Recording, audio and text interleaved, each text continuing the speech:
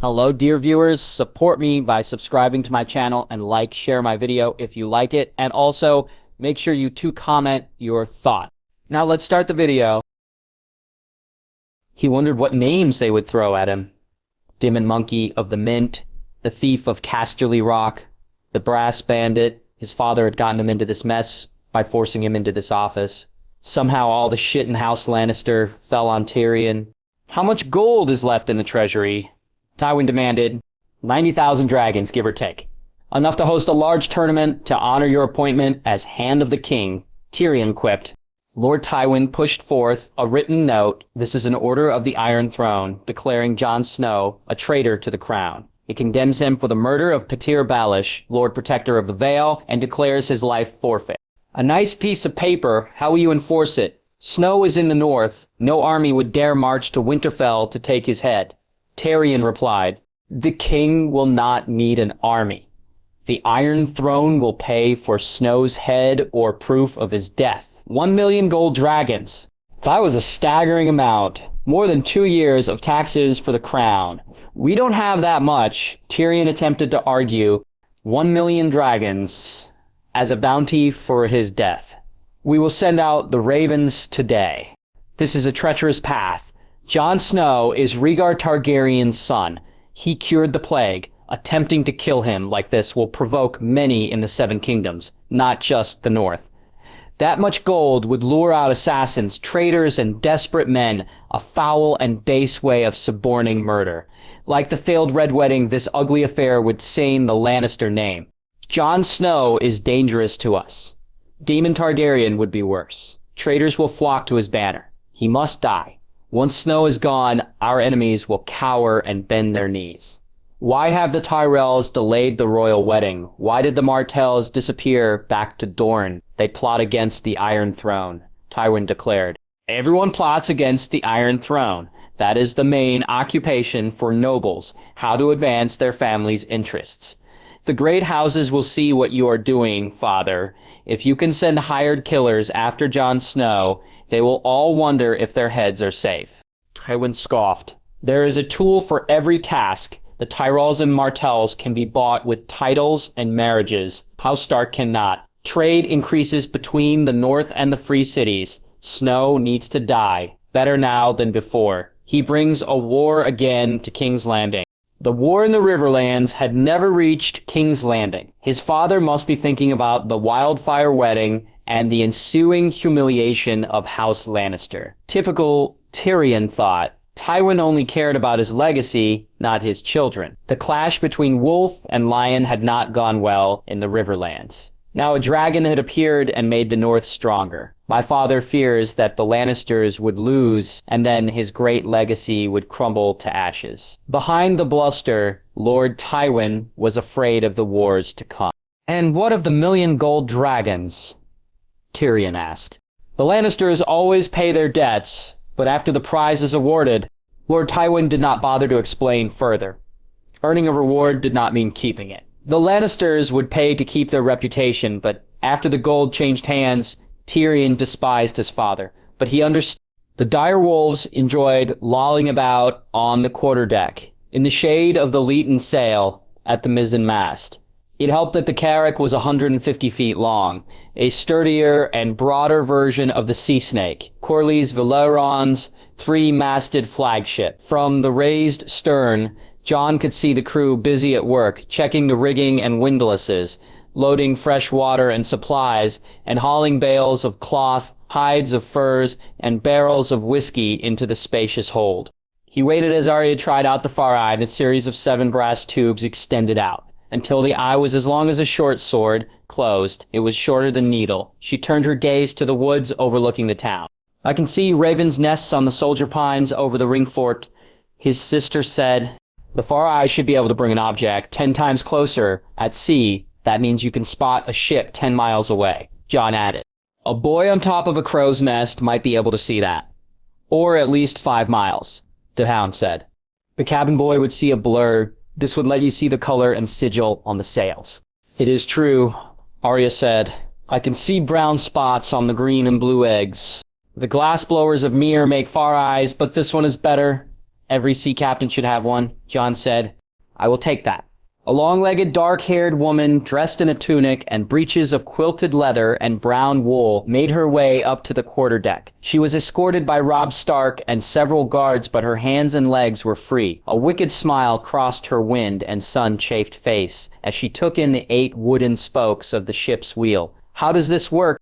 The wheel connects to an axle on the spindle of a tiller chain. The chain is hooked to sheaves and pulleys under the deck. It steers and controls the rudder so the captain can command the vessel from the quarterdeck, Jon said. Asha Greyjoy's face flushed red. So, this is a carrack. No oars, but a lot of sail. This ship has a broader beam and deeper hull than most. Where are the captain's quarters? The quarterdeck is the roof of the main cabins. The captain would stay here, along with the most important passengers, Jon answered. Lady Asha, we still haven't decided whether you will be the captain. Robb interjected. Any nitwit could sail from here to Braavos. Even a Manderly or a Flint knows that a ship avoids the early autumn storms in the narrow sea by going east and south on the shivering sea. But if you plan to go to Meereen, you need a real captain. We call on the Iron Bank. Beyond that, our plans are still undecided. I wish to meet my aunt, Queen Daenerys, but that will depend on our reception in the Free Cities. A Targaryen reunion. Asha grinned. But first, I have conditions, Your Grace. Conditions? You are our prisoner, Robb said. You need a captain, not a captive. Asha replied bluntly. Your house wants to take back the Iron Throne. I want Pike and the Sea Stone chair. The Targaryens need loyal vassals. Appoint me your Lord of the Iron Islands. Loyal? When have the Greyjoys ever been loyal? Theon turned his cloak on House Stark. Your people have been raiding Bear Island and the Stony Shore for years. Arya cried out. Why do we need House Greyjoy? The Targaryens could appoint a lesser house to rule, one that would not shield reavers and rapers, Robb added. My father Balon Greyjoy died at Pike. My nuncle, Aeron Damfair, called for a kingsmoot, the first one in 1,000 years. There the captains of the longships choose the next king of the Iron Islands. No heir to a lesser house or Greenlander would ever win that contest. The Ironborn respect those who are strong at sea. We are Krakens. Asha declared. So Theon is the new Lord of the Iron Islands? Robb asked. Because he is my father's son? Those are the laws of the Green Lands. Men fight and die for the strong, not the weak, who are softened by peace. Theon has lived too long from the sea to win a kingsmoot. No Nuncle Euron will win, and Euron Crow's-Eye is no friend of the North. Euron, I fought him at Iron Man's Bay. His ship was full of freaks with their tongues cut out. His war horn brought down the walls of Seaguard. He wrecked the other long ships so that he could escape from the battle. He is a monster, not a king, Robb said. You don't know the half of it. Euron is a beast in human skin. He raped Nuncle Victarion's wife as a joke. He tortures, kills, and mutilates for pleasure. My father suspected him of slaying their brothers. He brags of consorting with sorcerers, shadowbinders, and warlocks. He makes the Mad King seem kind. Euron would rape the world and then burn it all down. Asha said. Why would anyone follow your uncle? How does he even have a crew, let alone nobles, who will declare for him? Robb asked. He takes no plunder.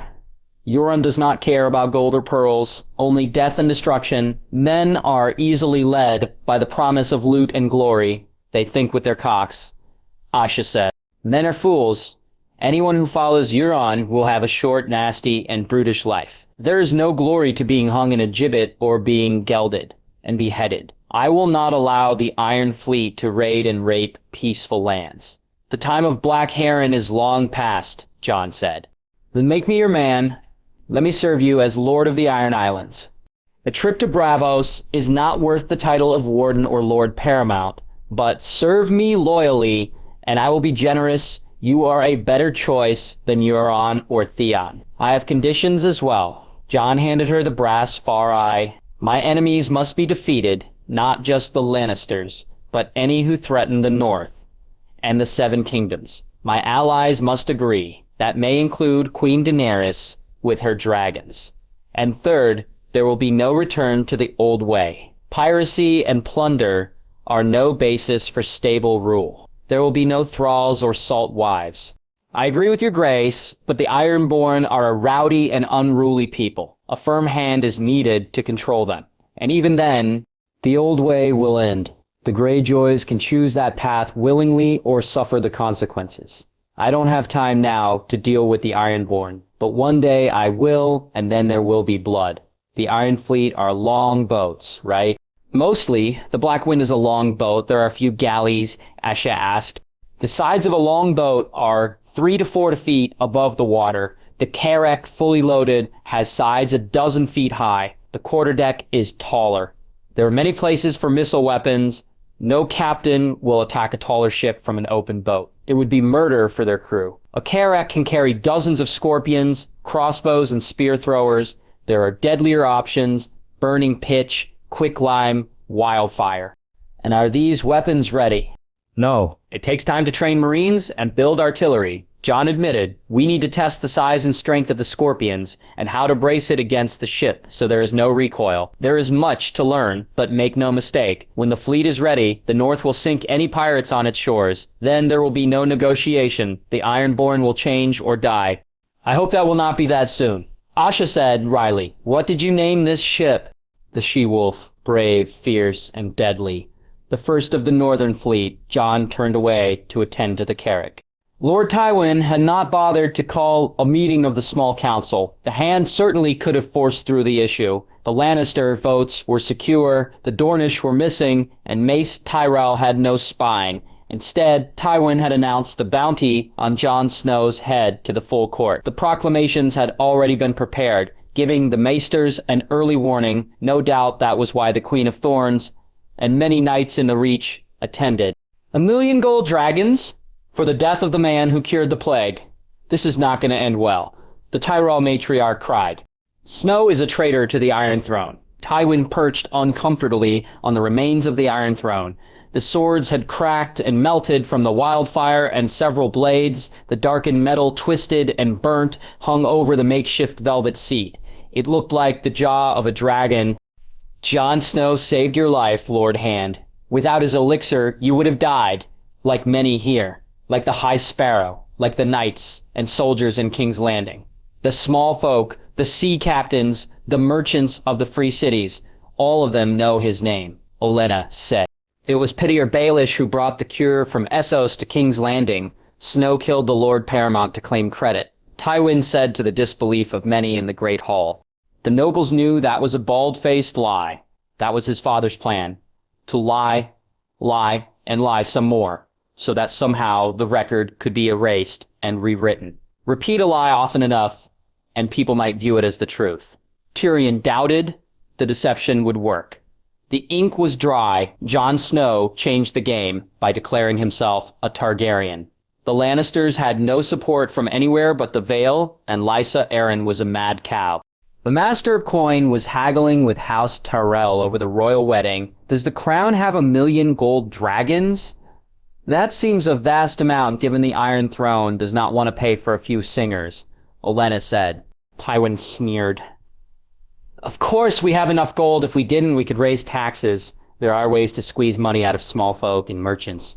Well, don't expect more gold from the Reach. We have more people than the other kingdoms and have paid our fair share of this damnable poll tax. Olenna turned to leave. I doubt many Reachmen are eager to collect this prize. We have seen disease plague our lands many times. We know the value of this elixir. Tyrion noted with amusement that his father grinded his teeth. They were fortunate that Joffrey was not present. The king might have thrown Olenna into the black cells for insolence, but then the Lannisters would lose an ally. But with friends like Lady Olenna, who needed enemy, House Tyrell would stab the lions in the back if the dragons offered a better deal. They were like the Lannisters, only with flowers and better singers. Hadrian departed the Great Hall after his father dispatched 6 masters with ravens.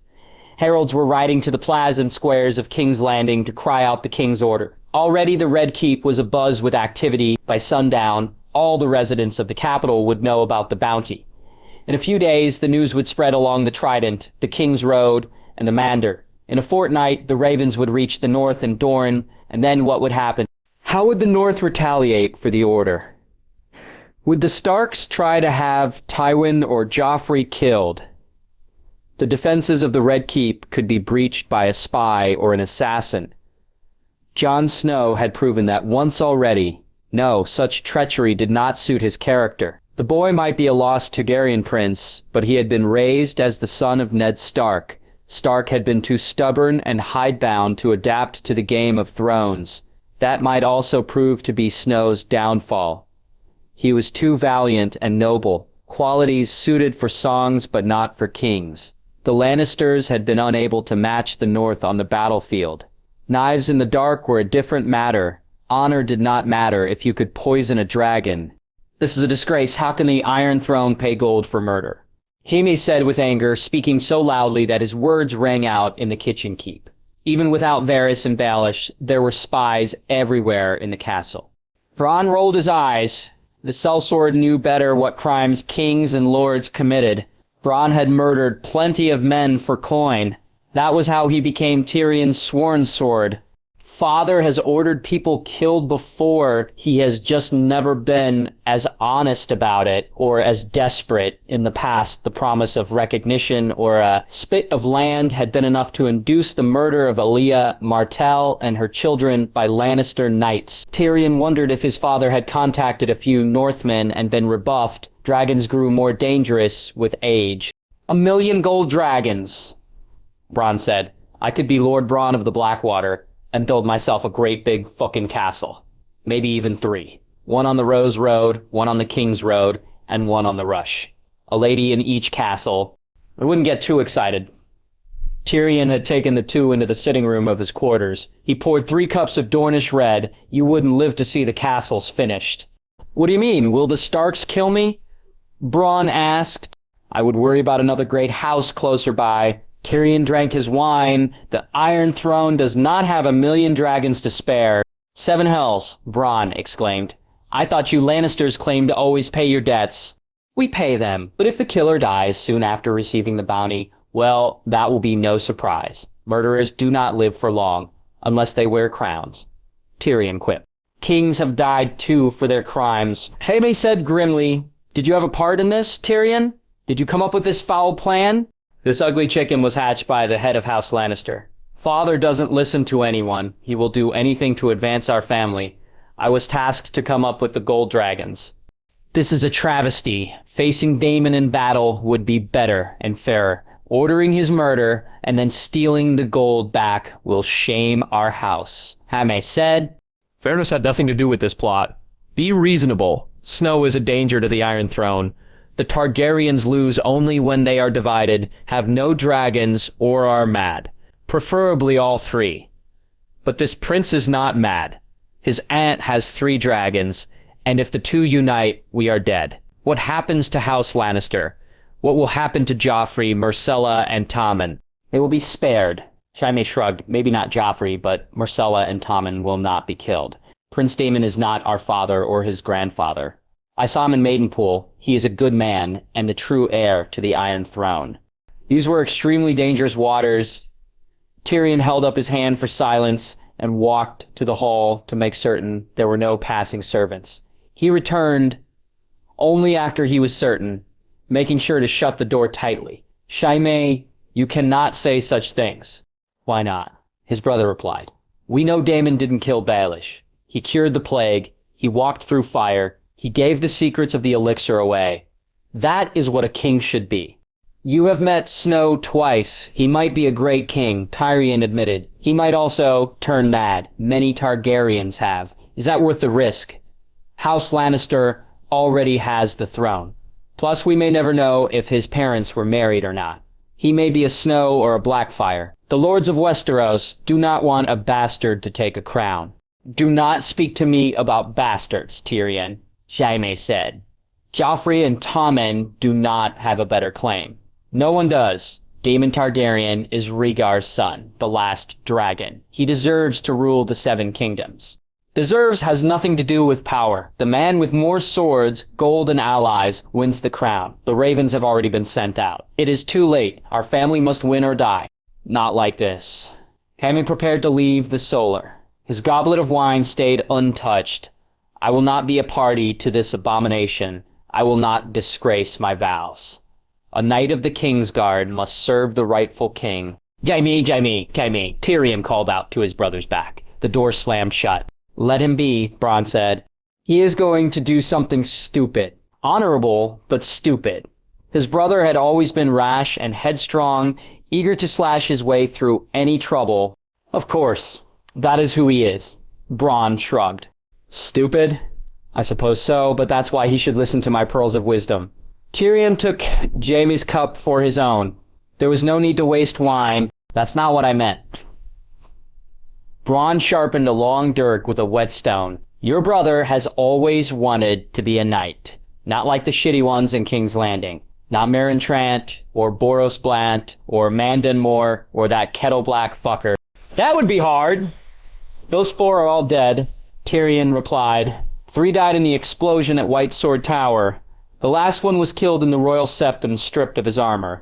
He wants to be a knight of songs, not to murder enemies or beat girls or hire assassins. He still believes the white cloak means something, Bronn said.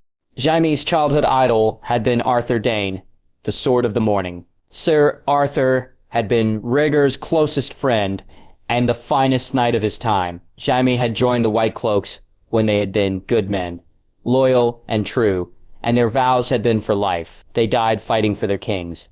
The world had changed. None of us get what we want. Dreams rarely come true.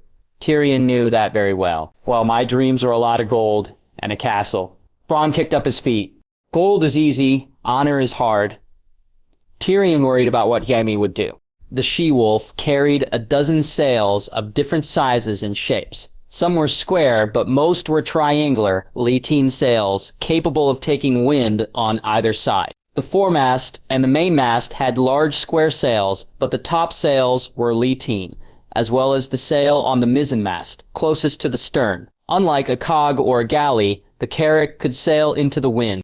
Arya did not quite understand how the many sails worked together to deal with a headwind or crosswind. The carrack would tack back and forth, a zigzag motion where the bow turned toward and through the breezes to change course. A crowd had gathered in the harbor to watch as the crew practiced how to maneuver.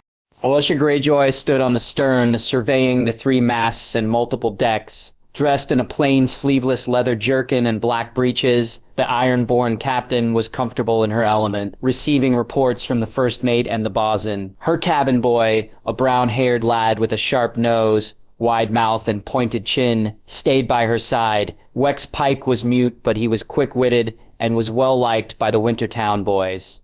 There were quite a few on the carrack, Jerry and Chet, and many little birds. Asha had no objection to their presence. They knew more about the she-wolf than she did. It is a lovely ship, a young girl said on her left. She was accompanied by an older man with thin browning hair, a salt and pepper beard, and a plain face worn by years of sun and sea. Lady Shireen. The proper title is Princess Shireen. The Onion Knight said firmly but with kindness. Her father is not king in the north. Arya said bluntly. The girl turned and curtsied. Despite large jug-like ears and a square jaw, Shireen Baratheon might have been pretty, if not for the scarred gray and black skin on her left cheek. The title does not matter. I have never seen a ship like the She-Wolf. Is she named after you? Arya blinked in surprise. I am not the only female Stark. But if I had to guess, it would be my aunt, Lady Lyanna. My father told me that she was beautiful and brave. It is a lovely ship, Braavos agreed. The Fury is as long as the She-Wolf, but requires a much larger crew to man the oars. A war galley is fine near shore, but for a long trip, this carrack may be more suitable for deep waters. The She-Wolf could handle heavy seas and lengthy voyages. It was more than a merchant ship, though. The carrack was a capable warship. Shireen, how long have you had grayscale? The girl tensed up slightly. Before I could remember, I was an infant when I caught it from a Dornish merchant ship. Have you asked my brother to look at your face? Shireen opened and closed her mouth, like a fish. Davos put a hand on her shoulder. Maester Cresson said nothing could be done. Maester Cresson is not my brother. Shireen, you should ask him. I did not want to trouble your family. Your brother has been very busy with the ships. He leaves soon, and my father has no love for him. The girl babbled. Arya waved away these concerns. Jon does not give a shit what your father thinks. He would help you if he could. His departure means You should ask now. Why wait if he could spare the time? Arya took the girl's hand. With Davos following, they walked up the gangplank and went up the stairs. The Hound allowed them to pass into the quarterdeck, where they saw the direwolves and the one-eared Black Tom. Valyrian snarled briefly before losing interest. Ghost was by her brother's side. Jon was showing Captain Asha a large leather-bound book. Record the trip in this log. Dates, the speed, and weather. What for? I am not a Meister, Asha replied. The log is the duty of the captain. You need to track the voyage of the she-wolf. The Citadel will not care about a short trip to Braavos. I am not Corlys Valyrian on an expedition to Yiti, Asha Japid. How do you know? Braavos is only the first stop. There are many unexplored places in Essos, Jon said. And do you plan to travel to the Shadowlands and the Jade Sea, the Ironborn Grind? Someday. Why should we not sail beyond the sunset? I have a thirst for exploration and knowledge. There are more things in heaven and earth than written by maesters at the Citadel. Why limit ourselves to what is known by man? Jon, Arya interrupted the exchange, tugging on her brother's arm. Can you heal Shireen? Lady Shireen? Is she sick? No, stupid. She has grayscale. Arya pointed at the girl's dark cheek. In the sunlight, the patch of skin looked slightly reptilian. She had grayscale. My understanding is that Shireen was infected very young. Is that true? Jon asked. Yes, Prince Daemon. I was a babe when a Dornish trader brought it to Dragonstone. Shireen curtsied more deeply. Come closer, my lady. Jon took out a small lens and placed it over his right eye. His hand touched the girl's cheek carefully. There is no chance of you catching grayscale, is there?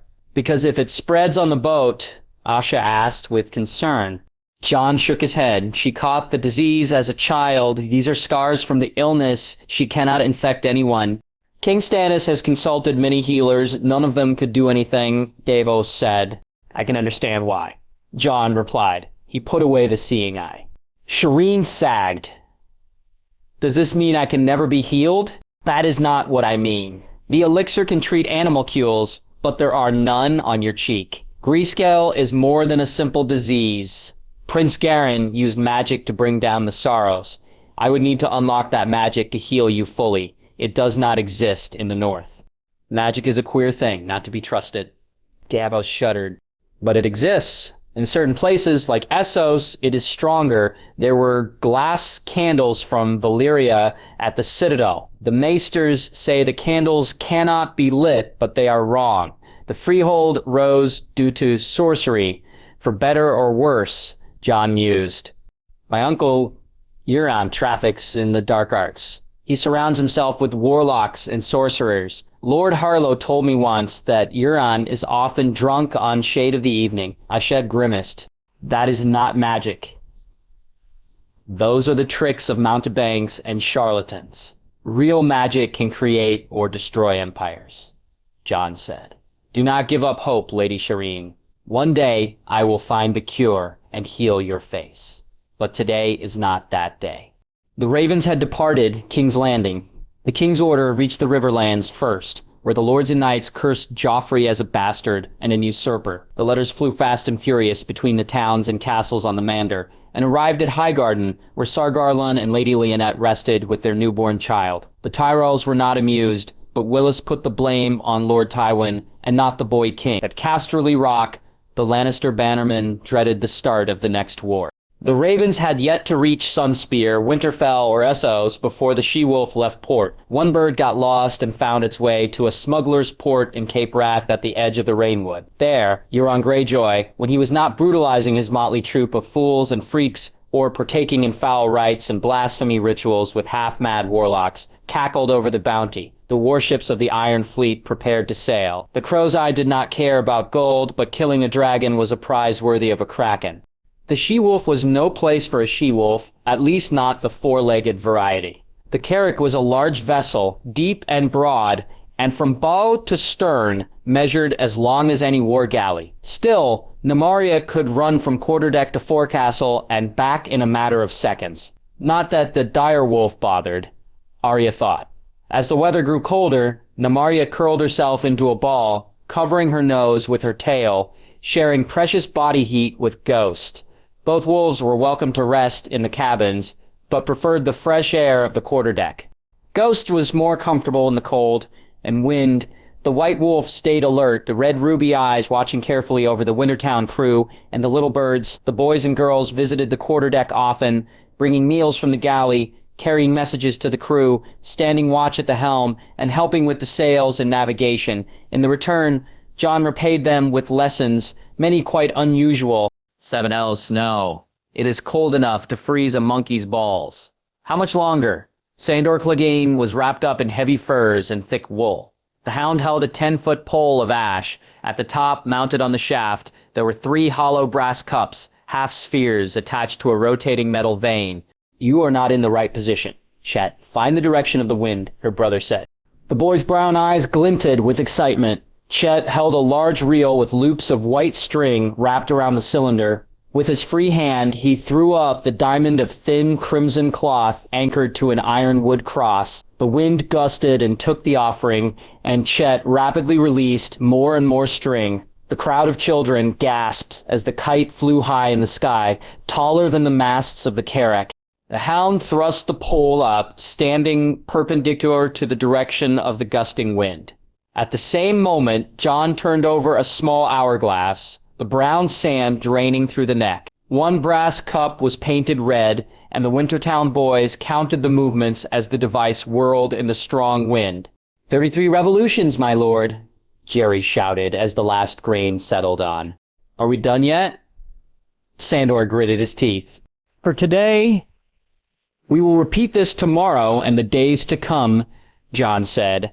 Chet, write down that the wind blows from east-northeast. Can we fly the kite for a bit longer, Meister? The Wintertown boy pleaded. Of course. We are due for a good supper after a long day of work. Have someone bring food and drink to the quarterdeck. Something warm for Clegane, Jon replied kindly. Sailors carried cauldrons of freshly cooked stew from the mess. Arya sniffed the boiled, salted beef. Onions, potatoes, and plums simmered in beer and broth. There were no plates or forks, and the meal would be eaten with hard biscuits and bread. Clegane ignored the food and made straight for a smaller pot, mulled spiced wine with cloves, cinnamon, and a spiral of lemon peel. Clegane smacked his lips with satisfaction as he guzzled the hot drink. Snow, why are you measuring the wind? The Hound asked after downing his tankard. I want to understand how the wind blows. Jon smiled as the kite danced in the sky, the wind pushing it higher as a laughing Chet, with the help of other children, held onto the reel. The Ironborn know the wind blows from the east, Asha said. It blows east to west everywhere, Arya said skeptically. Not on the Greenlands, but it does on most of the 14 seas. Here in the Shivering Sea, the cold air blows from the east. The trade winds on the Summer Sea blow east as well. That is why sailing to UT is difficult. We fight the wind as we go east. So it is a hard trip to go to Qarth and the Jade Sea, Asha replied. The sea snake sailed east many times, as Wex will tell you, Jon said. And what you say isn't quite true. In the cold waters, the wind blows from the east-northeast. Near Sotherios, the easterly comes from the east-southeast. What does that mean? Arya asked. I believe it has something to do with heat. The heat might change the air just like storms occur in the Narrow Sea during autumn, but not the spring. Wind is not a fixed thing, but if we can predict them, then we can harness their power. Corlys Valyrian knew the winds well. That made him the greatest seafarer our world has ever known. No one can truly know the sea. On the Iron Islands, they say that the storm god battles the drowned god until all the green lands will be covered with water. The Ironborn will rule until we are dragged down to serve in the drowned god's watery halls. Asha said, the storm god. I thought that was a Baratheon thing. Wasn't there a crazy old king who claimed to be married to the gods and be the last storm?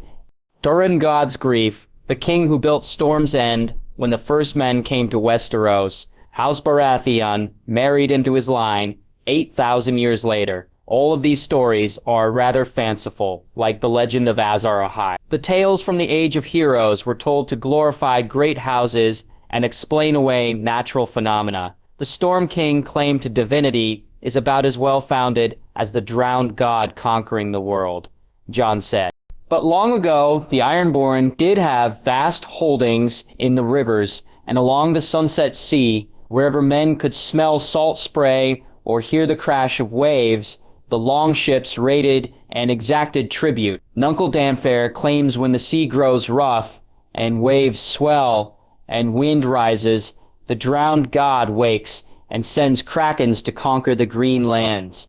The drowned god has nothing to do with the waves and the winds. Waves are caused by winds blowing over the surface of the water.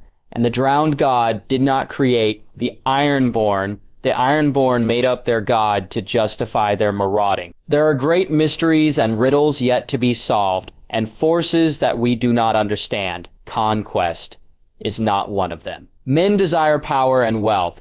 We do not need monsters to blame for our cruelty. Pardon, your grace. The Ironborn captain looked genuinely curious. Isn't conquest the history of House Targaryen? Fire and blood are not words of peace. Without your monsters, the Iron Throne would have never been forged. The dragons might have brought an era of peace, but a great deal of blood was shed to unite the Seven Kingdoms. When I speak of monsters, I do not think of wolves, krakens, lions, or dragons. No beast is more cruel than man, and every man has a monster within him. Sometimes the monster wins. Not sometimes, Asha snorted. Euron was born a monster. He is a kinslayer and a torturer, like many of the old kings of the Iron Islands. Do you know why the priests of the drowned god stopped calling for a kingsmoot? Euron Greyjoy put an end to the tradition when he brought his axemen to Naga's Hill. He killed all the captains, the 13 salt and rock kings, and most of the priests and prophets gathered for the moot. They named him the Red Hand after that. And what is the point of that story? Jon asked. No one gained a crown with kindness. Forget honor if you wish to win the Iron Throne. Your enemies will resort to deceit and treachery. Tywin Lannister has twice found traitors to betray the North.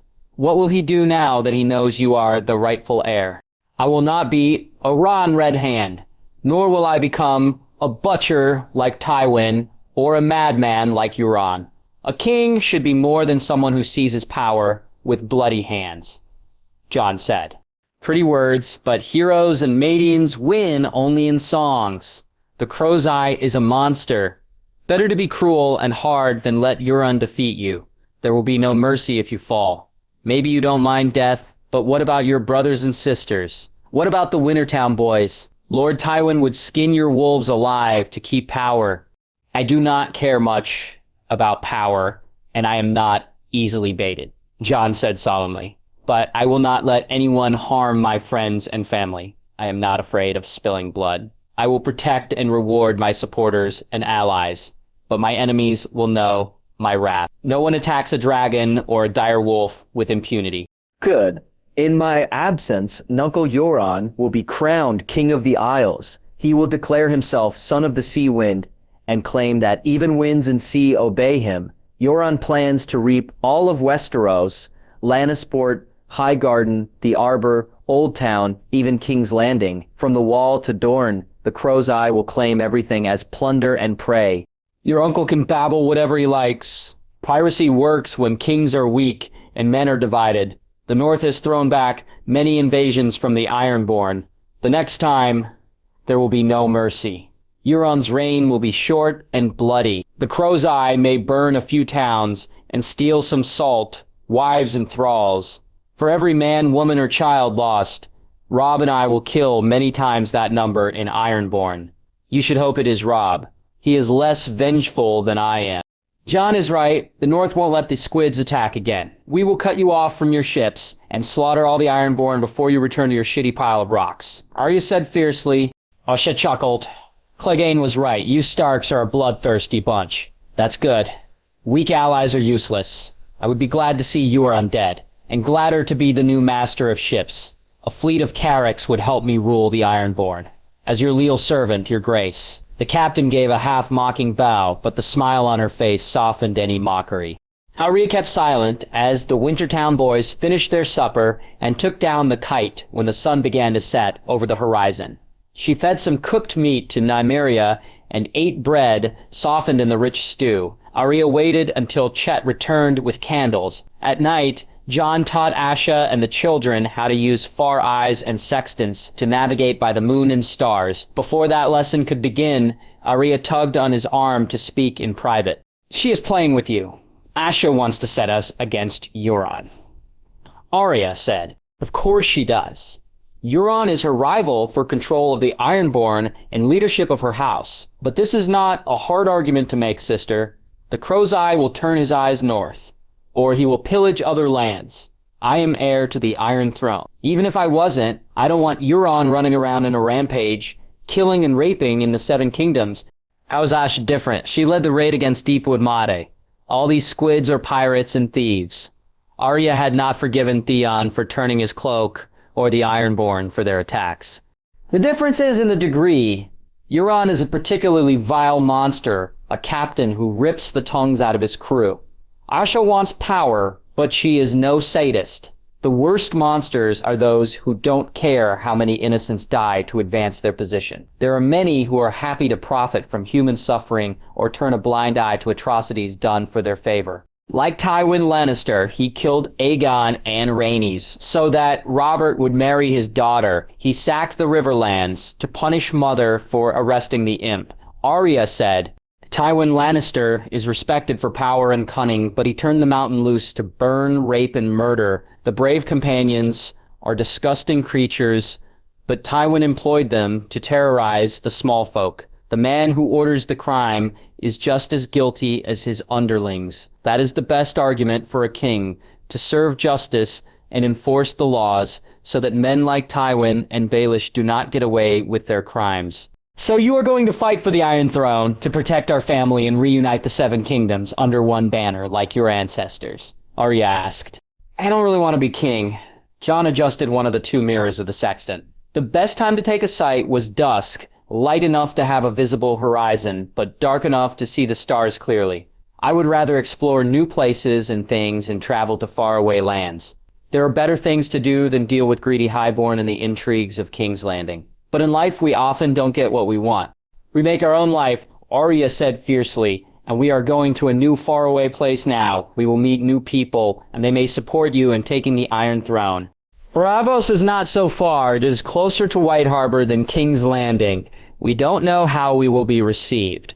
The Iron Bank cares about the Iron Bank. To them, it doesn't matter who sits on the throne, so long as they get paid. Jaqen said the Iron Bank could help you.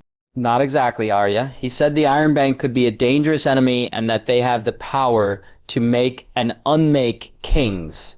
Hagar also hinted about valuable secrets known to the bankers, but that doesn't mean that they will share. What will we do if they support the Iron Throne? Arya said, I would rather find out than be surprised by sellswords landing on our shores. We must deal with the world as it is, not as we would wish it to be. Better to ferret out foes than allow problems to fester. Jon ruffled Arya's hair. We should not be gloomy. We have a ship, a crew, and a world of adventure. Let us be bold and sail to unmarked waters and undreamed shores. I thought we were going to Braavos, Arya responded cheekily. She peered through the scope, measuring the angle between the moon and the North Star.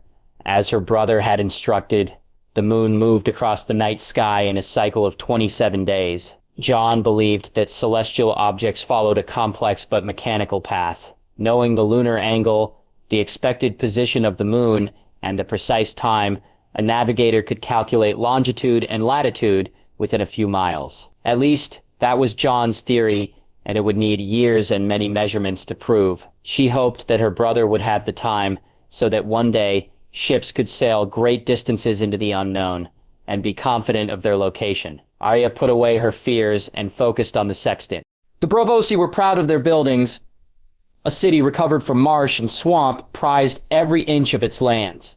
The stonemasons built upwards, pointed arches, flying buttresses, high-ribbed vaults that made room for large stained glass windows. The streets and waterways were lined with houses so close that they leaned on each other, and a nimble child could leap from dome to gable roofs, even in the half-drowned areas of town.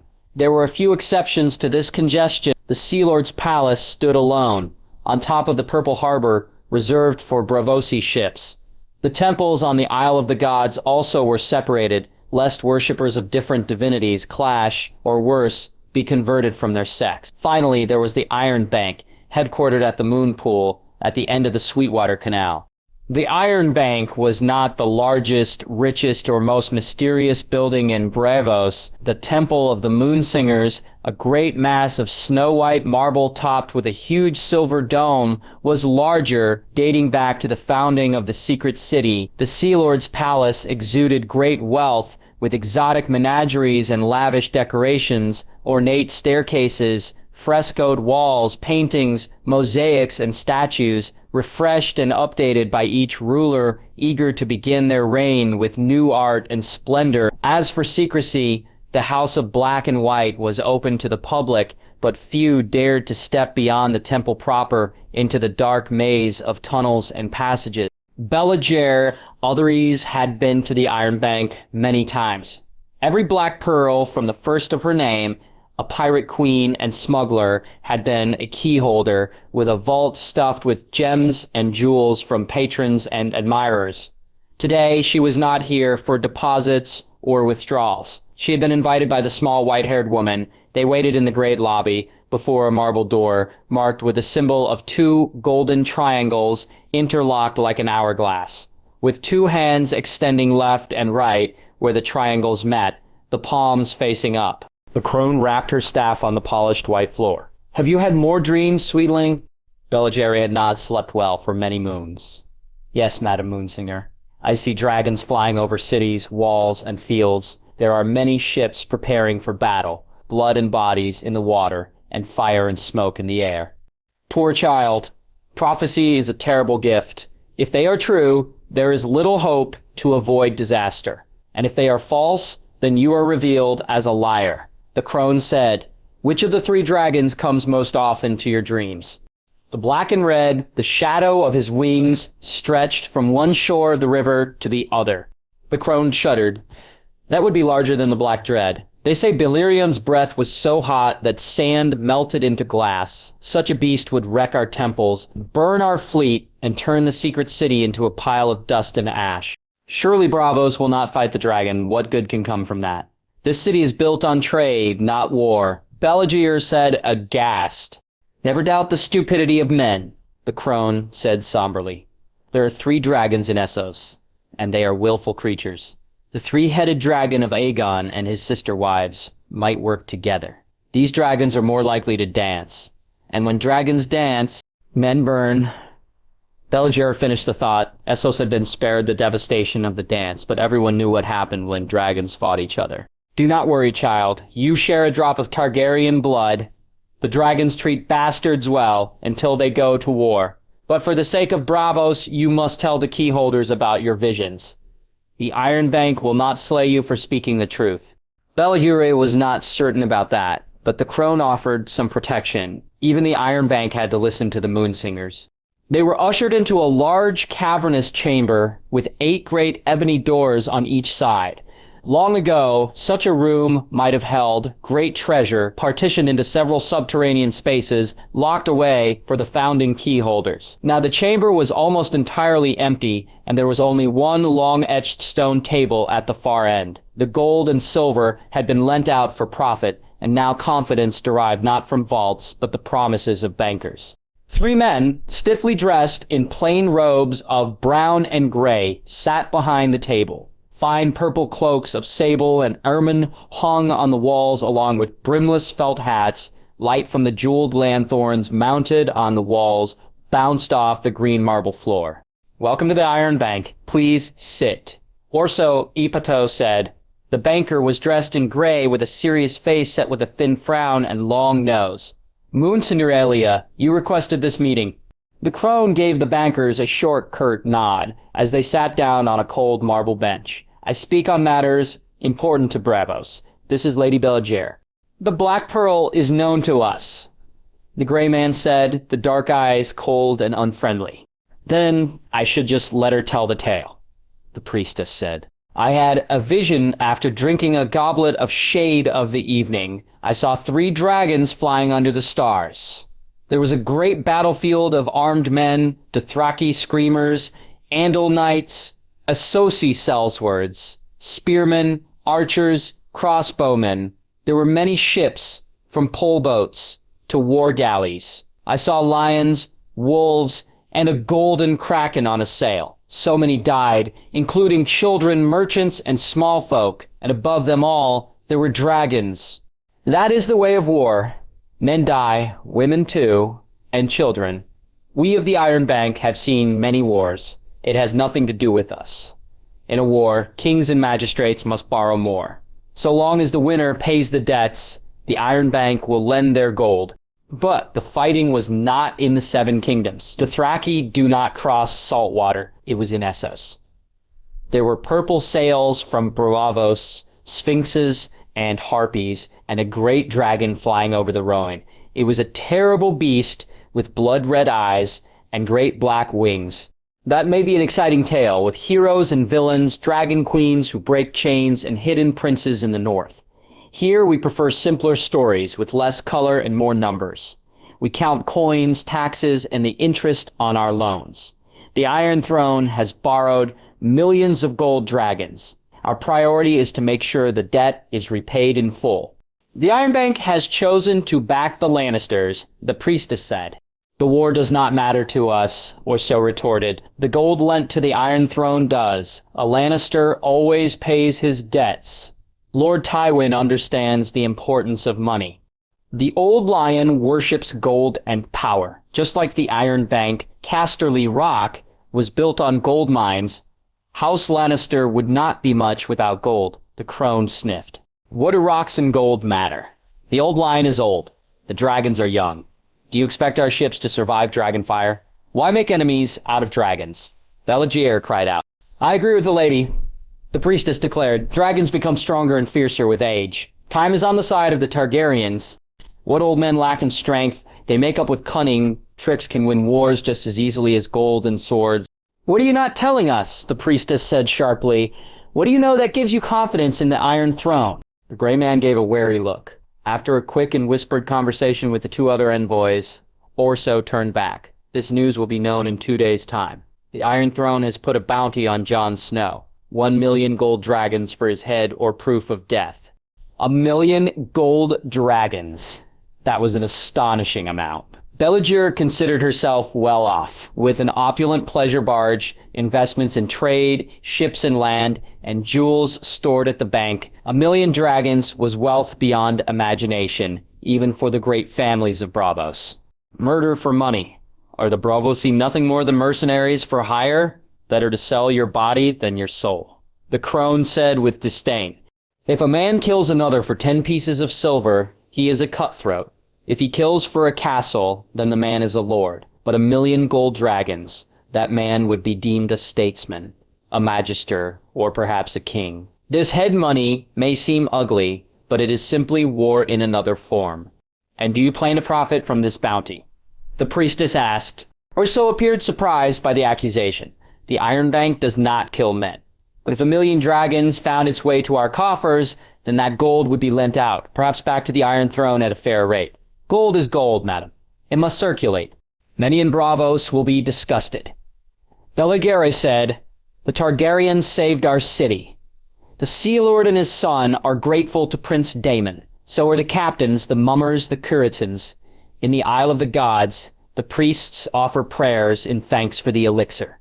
The gratitude of priests does not last long. Many may admire Jon Snow. It only takes one to kill him. When he dies, any rebellion against the Iron Throne will end.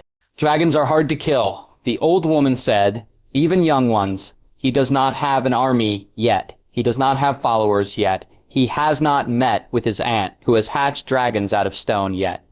What will you do when that changes? Northern army has been disbanded.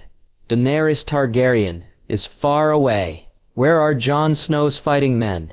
What dragons does he have now? The race is not always to the swift, nor the battle to the strong, but that is the best way to bet. Orso said, you have made your decision. This lust for gold will endanger us all. The secret city was meant for more than just amassing wealth. The Braavos was once a beacon for freedom, a place where slaves and thralls could throw off their shackles. Now we are no better than the other cities of Essos, where wealth equals power, the Moonsinger said. My lady, there is more at stake here than you realize. The bounty offered by the Iron Throne is not quite what it seems. Debt, poorly used, is a trap. Easy enough to enter, but hard to leave. We will earn more than gold from the Seven Kingdoms. We will have a hold over the king and an iron grip on Westeros for a long time. So you are not just hungry for gold. You want power as well. The Moonsinger said, "We are but the servants of the Iron Bank. The bank's interests are aligned with Braavos. And if that comes with more wealth and power, then so be it. We did not set this bounty. We do not send men to kill Jon Snow. But if that happens, then why should the bank not profit?" Braavos did not become wealthy by turning away opportunities. The blame for Jon Snow's death falls on his killers and the Iron Throne, not the Iron Bank. "He is not dead yet," Valyria retorted. "All men must die. No one lives forever, especially dragon princes. The flame that burns twice as bright burns half as long, and this Targaryen has burned very bright." Orso said, "Every great castle had its own unique character, a function of the sweep of history and the temperament of the present ruler. Tyrion was most familiar with the Rock.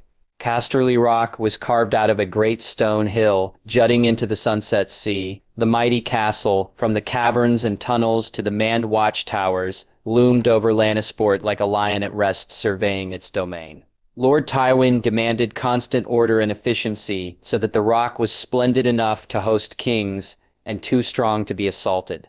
No other castle was as forbidding or majestic as his family home. Harrenhal was obscene in size and scale, but dark and ruined. Storm's End was strong and hard to assail, but the fortress had only a single powerful tower, rising like an angry fist against the sky. Winterfell was sturdy and unadorned, a plain castle for the plain north. The less said about the Eyrie, the better. Tyrion had not enjoyed the stay in the sky cells or the winds shrieking through the moon door. The Red Keep did not compare to Casterly Rock. The keep was smaller, a constant hubbub of work and activity, as lords and nobles came to play in the Game of Thrones, bringing droves of servants, squires and guards, and spies. Tyrion thought the Red Keep, like all of King's Landing, was a hive of intrigue, where every drudge was happy to traffic in secrets sold to the highest bidder. This, combined with King Robert's propensity for drink, food, and tourneys, made the castle a chaotic mess, as fortune hunters, male and female, swarmed about the ruling stags like hounds and hawks in a hunt.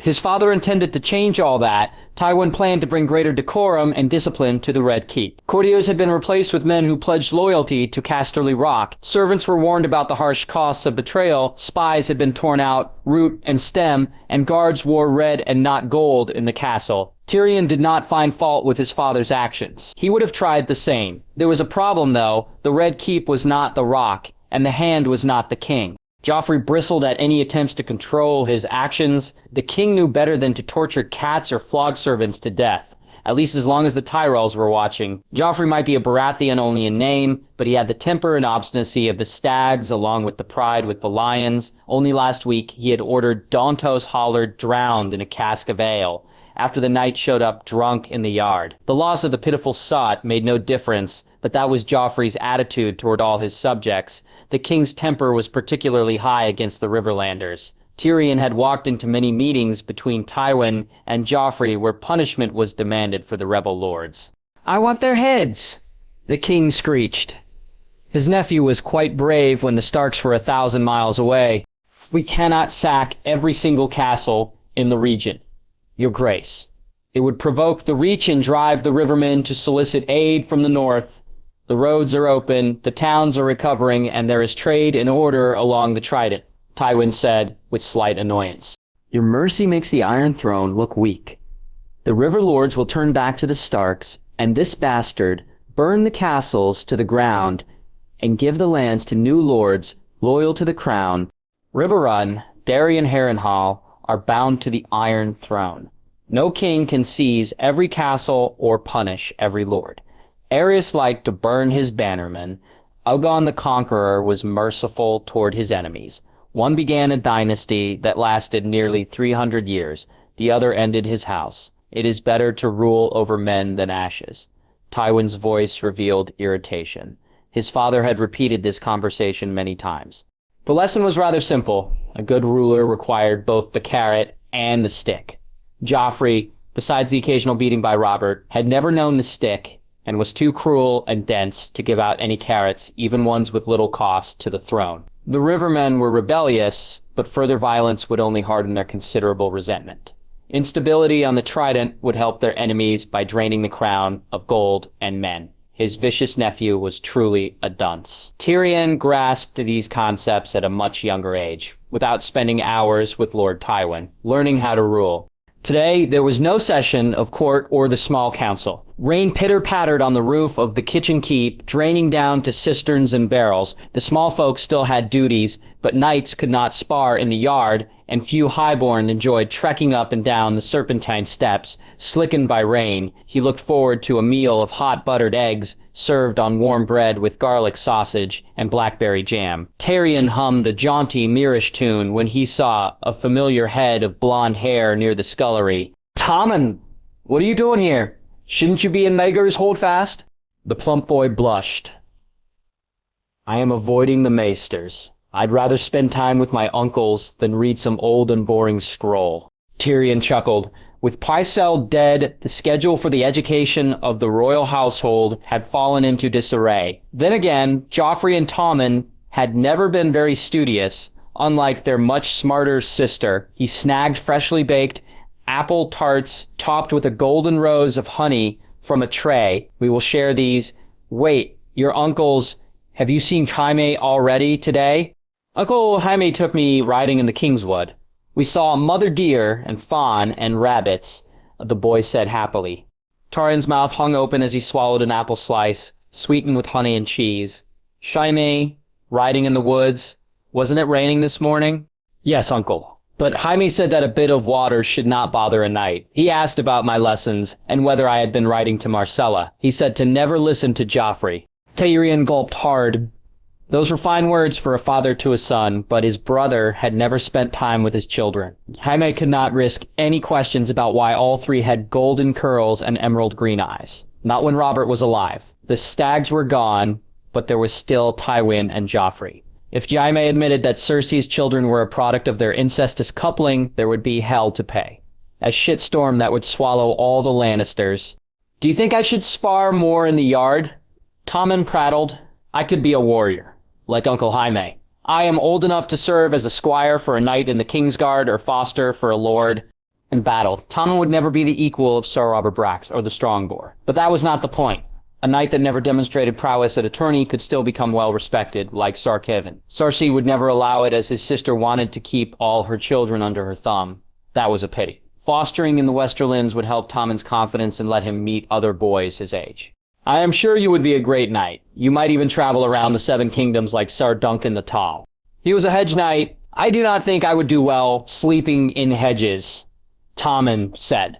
Tyrion chuckled. Some knights were so poor that they slept beneath the hedges that grew along the byways of the Seven Kingdoms. Lord Tywin scorned such men as being little better than beggars, and often as not, bandits and robbers. Then again, his father had employed vermin like the Mountain and Sara Marie Lorch to do his bidding. Wealth had little relation to decency. Where is Jaime? He is not sparring in the yard.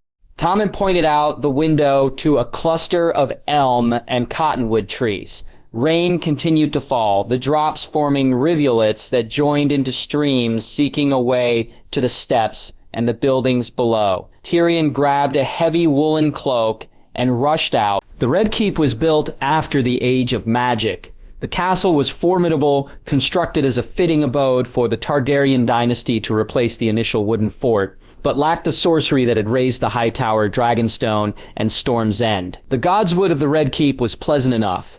An acre of elm, alder, and cottonwood trees, but with no weirwood as a heart tree. Instead, Tyrion found Jaime facing a great oak, the thick limbs overrun with red smokeberry vines. The branches of the mighty oak offered some cover against the driving rain. Tyrion's stubby legs throbbed slightly from the walk. Besides his brother, no one else was fool enough to willingly go out in the rain. Jaime stood in white enameled armor, the plain, unadorned white shield resting against the trunk. His brother's gauntleted hands were folded together at the waist, and the white cloak billowed in the wind. Have you started worshipping trees? A bad habit to pick up from Northmen. Tyrion, what are you doing out? Jaime's eyes turned away from the oak. I was worried. What madman goes riding during a storm and then stays out in the downpour? This rain is not that bad, Jaime said dismissively. The weather was worse when I hunted outlaws in the Kingswood with Sir Arthur Dane. I came out here to think. You extol the importance of the mind, so I am imitating your habits. As a great philosopher once said, the best way to contemplate life is with a loaf of bread, a jug of wine, and a beautiful woman. That is why I do my best work in a brothel. Not out in the rain. Tyrion's quip elicited a smile and small laugh. At least his brother had not turned into Lancel. Their cousin was a sorry figure, gray-faced, grim, gaunt, scraggly-haired, weakened from constant fasting.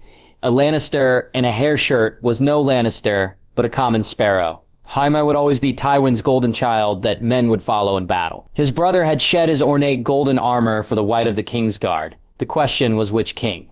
I doubt a brothel would suit me. I have been thinking about the mistakes of my past. Running away from Casterly Rock to join the Kingsguard, dishonoring my vows, not spending time with my 3 children.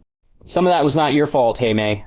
Our father could drive anyone away, and you were bewitched by Cersei. You were only 1 and 6 when you joined the White Cloaks. It was my fault. We are not boys anymore. I made my choices and they were all shit. I served a mad king. I slept with our sister. And I never was a father. I only provided the seed. I never held the children when they were babes. Don't torture yourself with the past. Easier said than done. He had his own ghosts, namely a boy in the north with gold hair and green eyes, and his low-born and innocent wife. Where do whores go? Tisha was not a whore until Tyrion had made her one. I'm not wallowing. Jaime said calmly, I made my mistakes, and I will atone for them. I served the wrong king before. I can change that now. You are being hasty. We may never know if Rhaegar married Lyanna. Snow may try to entice you to join him, but that would set you against House Lannister. He might not want the throne, or even die before ever reaching King's Landing. Jaime shook his head. I offered Snow my sword, and he denied me. I would have gladly kept my promise to Rhaegar to guard his children. At first, I thought it was because I wasn't worthy. The Kingslayer, a man without honor, the White Cloak who failed his Silver Prince. But then I realized that wasn't the message at all. What did Snow say? Tyrion asked. That my deeds be true to my vows, to be brave, to be just, to defend the young and innocent. I have been a knight for half my life, and not lived up to those words. I want to regain my honor. Daemon Targaryen did not judge me as unworthy. He told me to rise and become a better man. Sweet words. But what if you must fight your family for the Iron Throne against your children? What is your honor worth then? Tyrion warned. I am a knight. Should knighthood be easy, tourneys and feasts, and maidens swooning to grant me their favor, some things are worth the sacrifice. I will die a knight. Jaime picked up the shield and walked away, the white cloak heavy with rain. Tyrion knew then that they had lost his brother. Lancel was besotted by the faith, the septons, and the 7-pointed star. Jaime chose a different path, but he was no less blind. Few knights lived up to the chivalric ideal. There was a price to be paid for honor and justice. As Ned Stark learned at the Great Sept of Baelor, his brother had made many vows over the years. To be a knight, to be a Kingsguard, to protect the children of Rhaegar. Sometimes oaths became more than words and habits. Sometimes oaths became chains that were too heavy to be broken. The nobles of Dorne gathered in the throne room of the Tower of the Sun under the dome of gold and leaded glass. The morning light shone through many-colored windows onto 2 high chairs atop the dais. Prince Doran occupied the right, a red and gold and orange silk blanket on his lap. His seat had the Martell spear inlaid in gold upon its back, while the left was shaped like the blazing Rhoynish sun. Besides the design, the chairs were the same in size and height. Myrcella once asked Trystane if his mother, Lady Mellario, sat next to the prince when House Martell received the bannermen. He had remarked that no consort had ever sat in Nemethria's chair. Before the princess landed her fleet at the River Greenblood, the Martells were a lesser family, at the mercy of House Euronwood and other petty kings. The 10,000 ships were full of women, children, and old men, but they had fought off pirates and slavers in Sotherios and the Summer Sea. With Martell knights and bannermen, Nemethria of Nysar united Dorne, sent 6 kings to the wall gave birth to 5 children, and installed Reiner laws and customs during a 30-year reign. In 1,000 years, no one deserved to sit on her throne. Every single great house had sent a representative to Sunspear. Some were already in Plankytown to attend the wake for the matron mother, but more came with the news of Oberyn Martell's return. Knights and lords wished to hear the story directly from the Red Viper, how the plague spread in King's Landing, what the Iron Throne did or did not do, and why a northerner sailed to Maidenpool and crafted a cure that answered their prayers.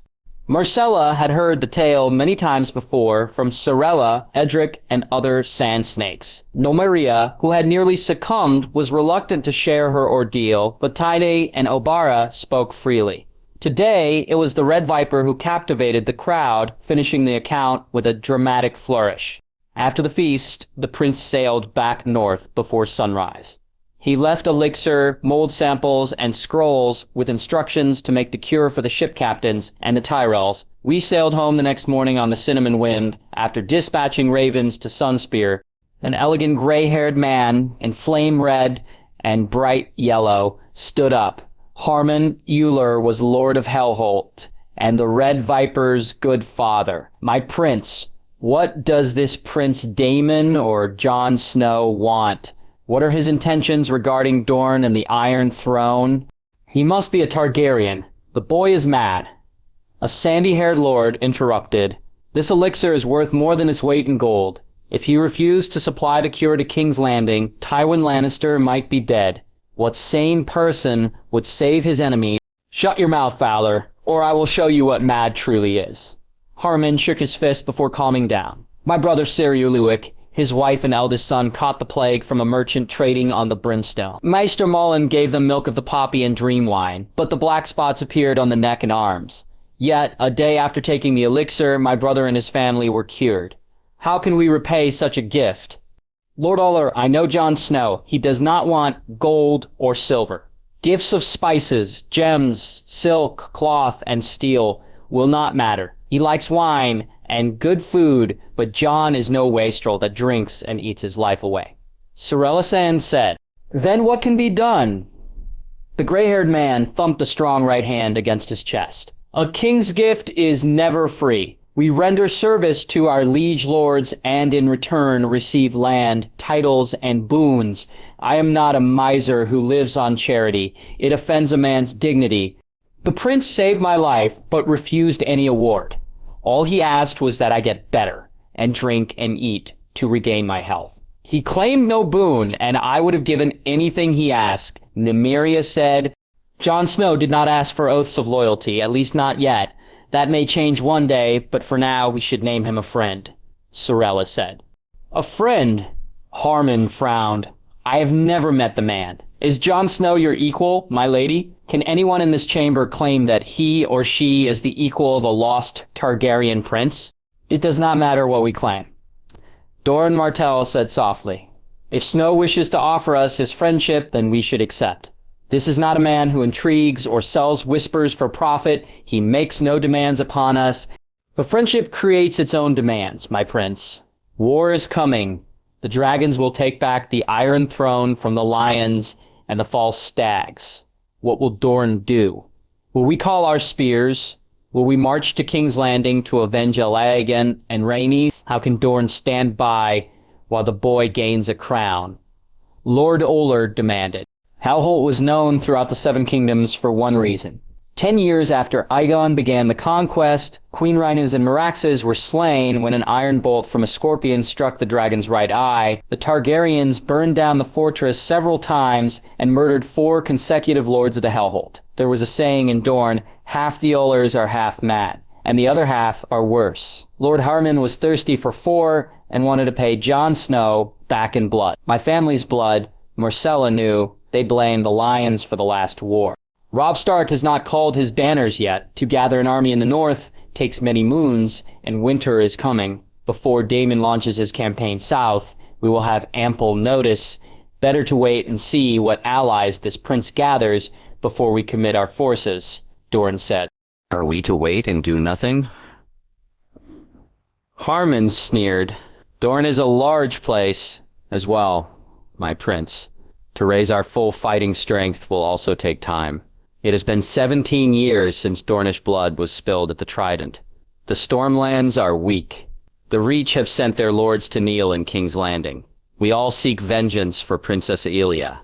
I have not forgotten the murder of my sister or her children. We have soldiers stationed at the Prince's Pass and Bonway. Once they are unleashed, the armies cannot be called back. A small spark can light a great fire, and we do not know when and where the flames will burn. There are steps that need to be taken, but I understand the anger of Dorne. Do you, my prince? Do you really? Lord Oler said.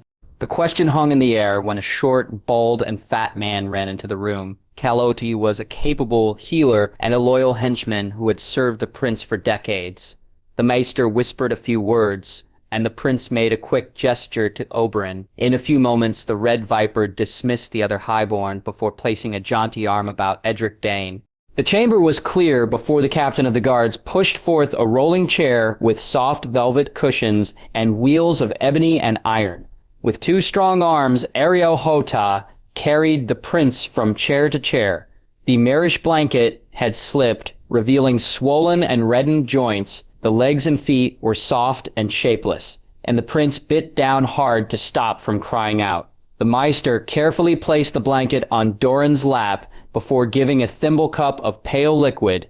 Maricela recognized it as milk of the poppy, mixed with strong wine and water. 20 Martell guards accompanied the prince to the solar, 5 walking ahead and 5 behind, with the rest at the flanks. The eldest Sand Snakes, Trestane and Arianne, followed the captain, while Oberyn escorted Myrcella and Edric. They waited until Keliote made certain of the prince's comfort before handing over the note marked with Joffrey's personal arms. A shield split into gold and crimson, with a black-crowned stag on the left and a rampant golden lion on the right. The two sigils appeared to be fighting. 2 bowls of olives, green and purple, were placed on the goldenwood table, along with a silver tray of flatbread, cheese, and chickpea paste. The fragrance of sliced blood oranges, tangy and sweet, filled the air. Servants poured cups of strong wine and lemon sweet. Doran read the letter thoroughly, before grimacing and handing it to Oberyn. Once the guards and maids had left the chamber, Arianne could not hold back her curiosity. What does the Raven say? The Iron Throne declares Jon Snow a traitor to the crown and his life forfeit for the murder of Petyr Baelish. King Joffrey will pay 1 million gold dragons for his head or proof of death. Oberyn spat out. Snow did not kill Petyr Baelish. Baelish attempted to murder Snow along with burning down the bathhouse and stealing the elixir. Nymeria Sand said, outraged, truth has never mattered to kings. A bounty of 1 million dragons will bring out many killers. Oberyn replied bluntly, your family, little lion, is to blame for this. Nymeria hissed to Myrcella, your grandfather murdered our aunt and royal cousins. Your mother is queen regent for the Iron Throne. Your brother sits on the chair and orders the death of a man who saved my life. You should pay. Edric Dane stepped between the Sand Snake and her target. She is not to blame for Joffrey's decree. Prince Daemon would not punish her for the crimes of the Lannisters. How can you be certain? A still angry Nymeria asked. Because I served him in the Riverlands. I spent the last 6 moons in Winterfell before sailing to Maidenpool with the prince. Walder Frey was a disgusting creature, but his daughters and granddaughters were unharmed. They have wed Stark bannermen and been granted holdfasts in the Bolton lands. Joffrey the Illborn should be punished for his plot, not Lady Myrcella. Joffrey Baratheon signed the Raven, but this is clearly Lord Tywin's work, Dorne said. He is happy to use robbers and thugs so long as he can claim his hands are clean. Tywin knows that a Targaryen prince is a mortal threat to House Lannister. I advised him to march directly on King's Landing, let the plague run loose among the lions. With a few houses from the Crownlands and a quick marriage for swords, Snow would have had enough men to seal off the city. He could have taken the Iron Throne. Oberyn lamented. Dragons make their own path, and that plan would have sentenced many to die. Jon Snow is not a bloodthirsty man, Sarella said. People will die anyway. Crowns are not won without blood. You won't convince the Lannisters to give up the Iron Throne with a great council. Tywin is many things. Most of them vile, but no one thinks he is a fool. Even a dragon can die from poison or a knife in the back. Oberyn said, "Then we must protect him. How can House Martell stand by and do nothing while this prince may be murdered?" "Uncle, give me an army. Let me ride north," Nymeria said. "Where will you go, niece? Winterfell? Will Dornish swords and spears stop an assassin better than Stark guards? Snow may be safe in the north, but south of the neck, some knight or lord may kill him, like Baelish almost did. The gods are cruel. The plans of princes and kings can go awry like sand in the desert wind. Better for Snow to stay away from the Lannisters for now." Doran Martell looked weary and regretful, as if the weight of rule had been too heavy to bear. He had only been Prince of Dorne for 3 years before the rebellion broke out, and his family in King's Landing was slain. Her mother claimed that the Martells were weak and slothful, more bark than bite, and always yapping about being vipers. It was more than that, Martella realized. The prince wanted revenge, but his plots have failed to bear fruit. Would he give up or redouble his efforts? Prince Daemon will not stay north because of an edict from King's Landing. Why should he? Edric said. He will prepare for the wars to come by looking for allies outside the north. The Dragon Queen? Jon will seek out Queen Daenerys and her 3 dragons. Sarlo realized that means he will go to Essos, and the killers will seek him out there. Edric shrugged. Perhaps, my lady, I do not know his plans, but he will not cower from the threat of death. Gold and numbers alone do not win battles. The North proved that in the Riverlands. Let the Lannisters plot all they want. Monsters do not always win, Edric said. The Red Keep was not designed for comfort. When Aegon commanded his armors to forge a throne out of 1,000 swords, the conqueror had said a king should never sit easy. That was also true for everyone else in the castle, and not because of treachery or intrigue. The Red Keep was cold and dark and damp.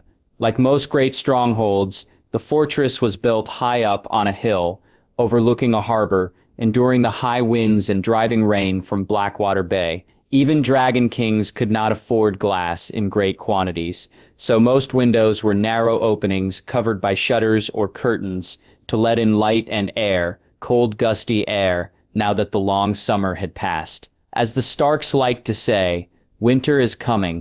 Tyrion knew that he was fortunate compared to most. His quarters in the kitchen keep were spacious and airy, warmed by constant fires lit for cooking. Only Maegor's Holdfast was better equipped to deal with the cold, and there he would have to interact with his family. He could tolerate Cersei in small doses, but Joffrey had grown more brazen. A king was not easily denied, not even by a strong hand. For now, the bursts of anger were directed against the Rivermen. The Riverlords had bent the knee, but their loyalties were questionable at best. Walder Frey and Petyr Baelish were dead, and no one else was a viable candidate to be appointed the new Lord Paramount of the Trident. The king argued that the Riverlands belonged to him by right of conquest. Like the Crown Lands, the Riverlords should declare fealty directly and not through a warden or great house. Joffrey demanded that the Riverlords swear their oaths in person. He intended to host a great tournament in King's Landing in honor of his accession to the Iron Throne. There, the king would root out traitors and expose northern plots. Tyrion did not need an expensive tourney to answer these questions. No one wanted Joffrey as king, but a rebellion had yet to arise, mostly because the Seven Kingdoms were still recovering from the last war. Of course, if a few more heads were chopped off at Deceptive Baelor, that might change. Tyrion made his way to the Great Hall. The throne room was a sea of silk, steel, and gold. The lesser lords were in colorful fabrics of lilac, turquoise, and mauve, while the Tyrells were garbed in green and gold, and the Lannisters dressed in gold and red. Above them, Joffrey sat among barbs, blades, and spikes. The Iron Throne looked even more uncomfortable than before. The blacksmiths and alchemists had done what they could to remove the charred slag, but the chair was warped and twisted by wildfire. The king wore a crimson doublet of the finest samite and a scarlet mantle inlaid with golden scrollwork. On his head, a crown of red gold studded with rubies and black diamonds rested. Gone were the antlers and stags of the Baratheons. This crown would suit Aegon the Unworthy, huge, heavy, and ostentatious. It was too large for Joffrey's head, but then his nephew had never let common sense or modesty dictate his behavior. Lord Tywin sat at the council table with Queen Dowager Cersei. Tyrion watched as his father took charge of the court.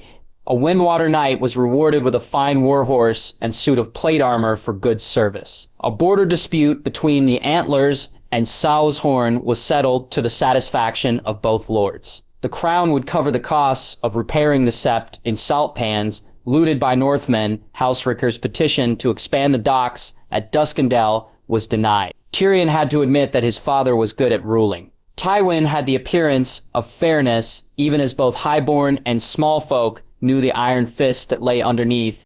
Court proceeded smoothly until the last supplicant came forth. A pale, pasty man with a fleshy face and flabby cheeks was supported by two sons too young to be knights. Lord William Mouton of Maidenpool. A crier announced. On the throne, Joffrey stirred from his torpor, glaring at the trembling noble. Lord Mouton, you are charged with conspiring with the traitor Jon Snow. How do you plead? Tywin asked brusquely. I had nothing to do with Snow. The timid man stuttered. I was locked up in a tower and released only when he left for the north. Joffrey lurched to his feet. Liar, you are Lord of Maidenpool. Why did you not order your guards to arrest the bastard?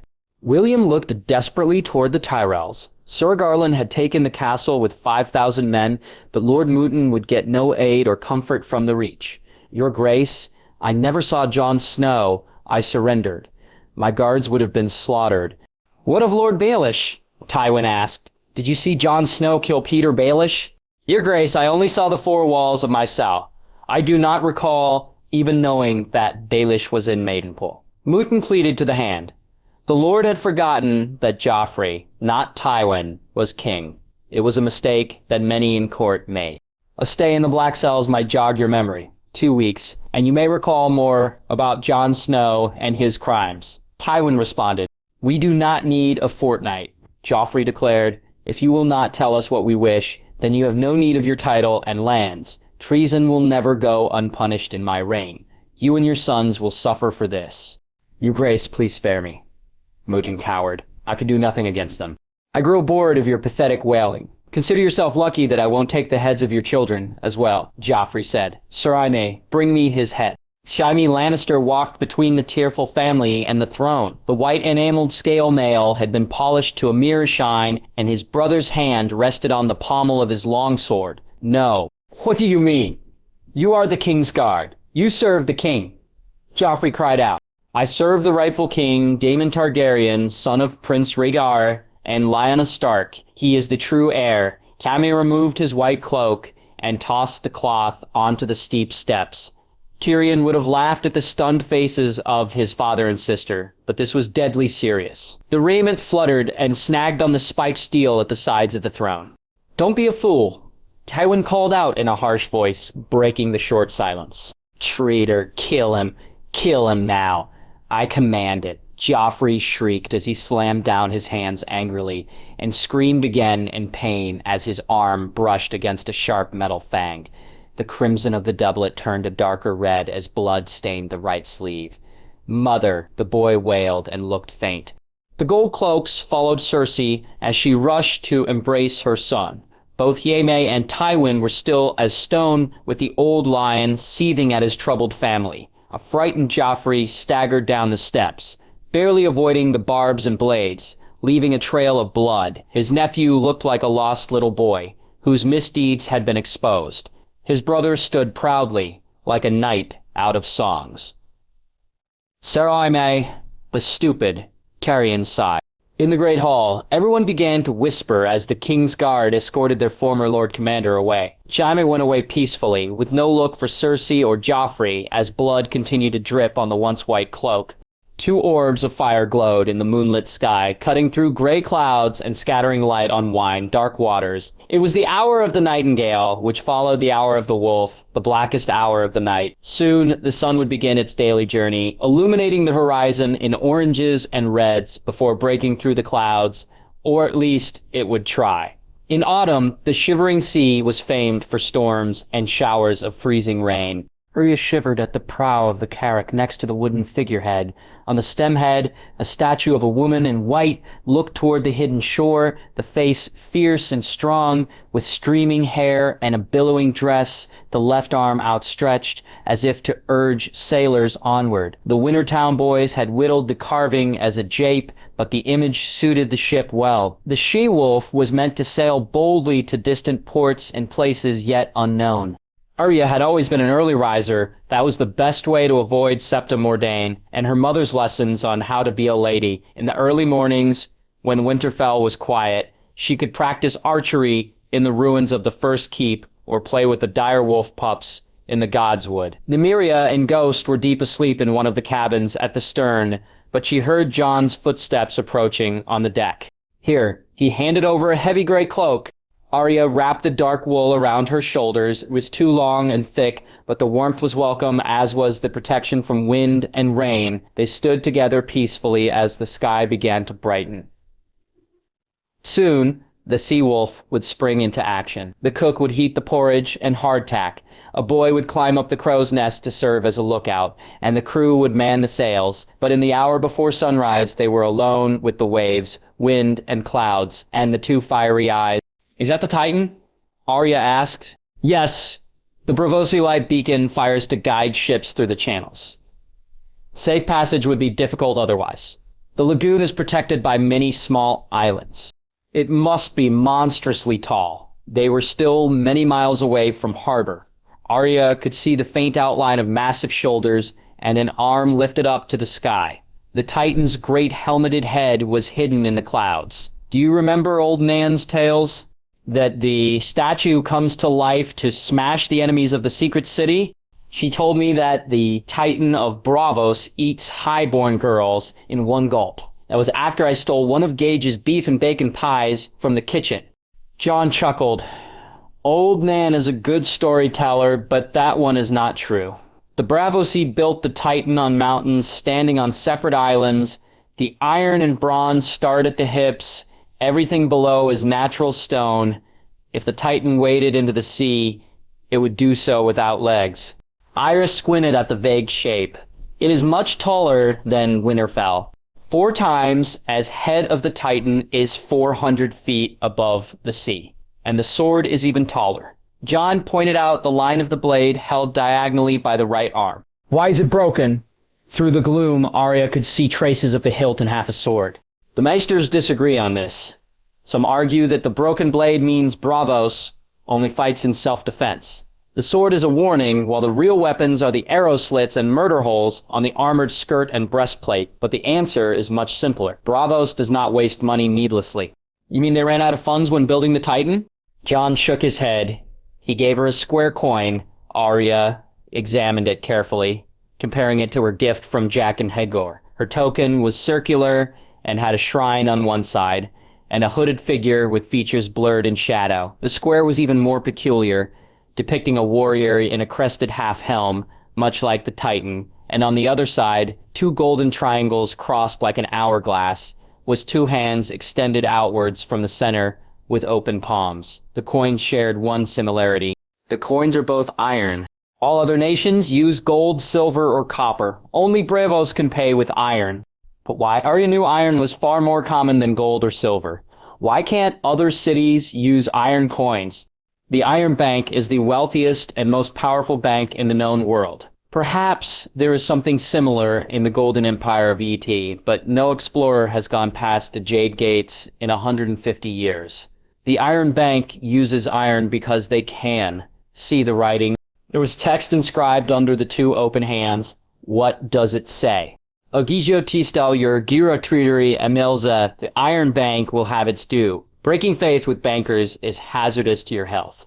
Their enemies wind up dead or deposed. The only institutions that survive untouched for the last 500 years are temples and the Iron Bank. Even faiths ebb and flow or suffer under kings. But since its founding, the Iron Bank has grown richer and richer. The Iron Bank is much deadlier than the Titan of Braavos. But the Iron Bank is not our enemy. Is it, Jon? Arya asked. Someone hired a faceless man. That is a high price to pay for killing a whoremonger and brothel owner. Baelish's death is likely tied to the Iron Bank's dealings with the Iron Throne. Gyre insisted that we meet with the bank. The bank has no reason to support us. But you saved Braavos from the plague, and if they killed Baelish, wouldn't the Iron Bank be on our side? Jon gave her a wry smile. The Iron Bank does not take sides. They care only about profits. Think how bankers deal with a bad loan. When a king refuses to honor his debts, the Iron Bank supports challengers. War follows. The winner must pay both the old debts and the new. If the new king does not, war continues until the Iron Bank has its due. It matters not a whit how many die or whose shoulders bear the debt. But that is not fair. Jon shrugged. No, it is not. But keyholders do not get rich by forgiving debt. Braavos was built on trade. Contracts and debts are more important here than titles and honor. The Iron Bank has lent a great deal to the crown, not the North. They should still thank you for the elixir, Arya said stubbornly. If only Braavos received the elixir, the Iron Bank would think more kindly of us. The bankers could make a vast amount of gold, but that was not my desire. No child should die from the plague. The cure belongs to the people. But the Iron Bank may not agree. Arya bit her lip. Why would Jaqen lure you to Braavos? How does the bank work with the faceless men? I don't know. Essos is a strange place. It is far older than the Seven Kingdoms, and full of mysteries. The free cities descend from Valyria, but Volantis and Braavos are more different than any two regions of Westeros. Braavos has secrets that no maester has ever studied. What other city has a guild of assassins whose temple is known to all? Jon quipped. Are we in danger? Arya remembered King's Landing, not the dull hours spent with the Highborn at the Red Keep, but the moons when she lived on the streets of Flea Bottom, catching pigeons and rats to trade with potshops for food. Harrenhal had been a horror, but there she could at least hide among the 5 massive ruined towers. King's Landing was full of liars and spies. Would Braavos be the same? There is danger everywhere. Bran believes the others have returned. The Lannisters would murder us at any opportunity. Slavers threaten my aunt, Daenerys Targaryen. The Iron Bank is only one of many possible threats. He turned somber. Arya, promise me something. What, Jon? If the Iron Bank is hostile, or we are attacked by the Braavosi, you should flee. They want me, not you. Remember what I said at King's Landing. Your safety is more important. Leave the city. Go north or anywhere safe. I won't leave. Not if you are in trouble, she said fiercely. Arya, it is more important for you to be safe. If you are harmed, I would never forgive myself. Sandor Clegane and Asha Greyjoy can help you out. That's what Father said. He told us to leave on a ship for White Harbor by midday. The ship never sailed. They came for me when I was taking a water dance lesson. The next time I saw him was at the steps of the Great Sept. Joffrey ordered Island Payne to take his head. If I was stronger, if I could fight better with a sword, he wrapped one arm around his sister, it would have made no difference. Ned Stark didn't die because you were in King's Landing. One sword, no matter how skilled, would not have stopped the Lannisters. Father should have sent you and Sansa away earlier.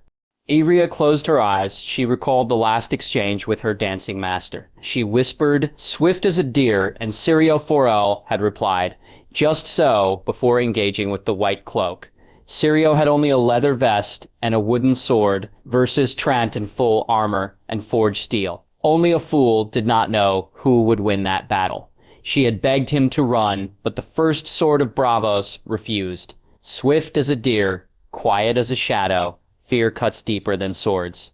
She needed to master her fear. I am not going to die here, sister. Not in Braavos, at least. I have dragon dreams, and they show places beyond the secret city. What happened to the men and women that Ned Stark brought to King's Landing? They died. The Lannisters murdered them all. Jane lived only because Baelish wanted her as a whore. Sansa was too valuable a prize for Joffrey to kill her. But everyone else died. Arya remembered the dead guards at the Tower of the Hand.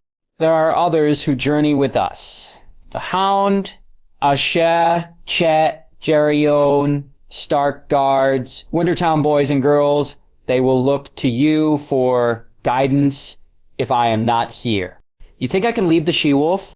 Yes, you can. You are my squire and my heir. You are my blood. Our followers are loyal to Winterfell. I don't want them killed or imprisoned or sold into slavery. I trust you with their lives. House Stark has always cared for their people. When Ned Stark had been imprisoned for treason, all of his guards had been slain. Septa Mordaine's head had been placed on a spike on Traitor's Walk. Arya had not liked the sharp-eyed and bony-faced woman, but she had not deserved to die. All right, Jon, if anything happens, I will protect the others, she said grudgingly. Thanks, little wolf. Keep Nymerian Ghost with you. The direwolves are loyal. They will protect you. Trust them more than anyone else. Arya sighed. I know. Don't die, stupid. I won't, sister. Come what may, I will make my enemies pay. The Iron Bank may have its plots, but better to face an enemy than fear a knife in the back. Arya was not worried about bankers. The faceless men were more fearsome. Jaqen H'ghar had killed 2 men like a butcher carelessly swatting away flies. She had faith in her brother. Jon had come for her in the Riverlands after the battle on the Red Fork. They stood side by side in comfortable silence. As the dawn broke pink and blue, the clouds cleared, and the rains passed. The Titan, tall as a mountain, could be seen in all its splendor. A loud roar came across the water as the Titan welcomed the sunrise. The gate was full to the rafters. On the bottom level of the drafty hall, sailors, fishwives, and dock workers sat and gaped, crammed in the crowded pit, mesmerized by the performance. The balconies were full of wealthy merchants, key holders, and sea captains, dining on mussels and clams, and drinking pale white wine in comfortable suites. The top floor was reserved for Braavos and their colorful finery and slender rapiers. No duels had broken out tonight, a testament to both the play and the players. Valyria, Otherese, sat in a secluded box on the second balcony. The satin-cushioned seats had an excellent view of the stage, and privacy to be seen but not heard. The Black Pearl enjoyed the theater. Attending the opening night of a play was a pleasant assignment for a courtesan. There was much speculation that this role involved carnal activity between the acts, but that was mostly untrue. Braavosi adored the art of mummery. The rich and mighty were as likely as the pit to howl with laughter and gasp with shock at the twists and turns of a new performance. But this was not a new play, and the 3 other women watched with little mirth or awe. Valyria had been hired by the Moon Singers. No, not hired. She could not have refused. The High Priestess had summoned her to the temple. A gold and purple barge, likely loaned out by the Sea Lord, took the women to the edge of Drowntown, where Izimbaro had built his cavernous playhouse. It shall go ill for any man that fails me. Izimbaro warned menacingly before the assembled troop of mummers. He stalked back and forth like a man possessed, enraged against his enemies, both real and imagined. Many years ago, Valyria had seen Wrath of the Dragon Lords, Fario Forel's bloodiest play, when her mother Bellinara had been the Black Pearl. The performance was hurtling toward a spectacular end, and the speech, given at the eve of the final battle, never failed to give chills. After this last burst of defiance, only tragedy was left. He makes a poor gearing, the young girl murmured. Too fat. The dark-skinned Moonsinger smiled. The Rhoynar were not so big, billied. Those complaints were valid. Izimbaro was sweating heavily, strands of dirty blonde hair peeking through the dark wig crowned by a gold circlet. The velvet doublet was too tight, and the mantle of gold and black inlaid with thick fur. Who would wear such heavy clothes on the shore of the Rhoyne? He looked more ready to feast than fight. The speech was on the last legs, much like the doomed prince. Towards thee I roll. Thou all-destroying but unconquering behemoth, to the last I grapple with thee. From hell's heart I stab at thee. For hate's sake, I spit my last breath at thee. Izimbaro paused, his 9-foot spear held up as if to strike a blow. Those would be the final words. Yellow, black, and red smoke billowed onto the stage, obscuring the company. Valyria knew the other players hurried off to enact the end. And what an end it was. Sinister figures emerged from the haze, sparks fell from the roof, and bright lights shone down. A fierce wind shrieked, accompanied by the beating of great wings. Swords clashed, drums were beaten, men screamed their deaths, and false blood splattered on the pit, eliciting quite a din. Izimbaro stayed in the center like a prisoner lashed to a mast, until a great chain of iron wrapped about his thick torso. Then with a mighty pull, he vanished and the stage went dark. There was silence first, and then spirited applause.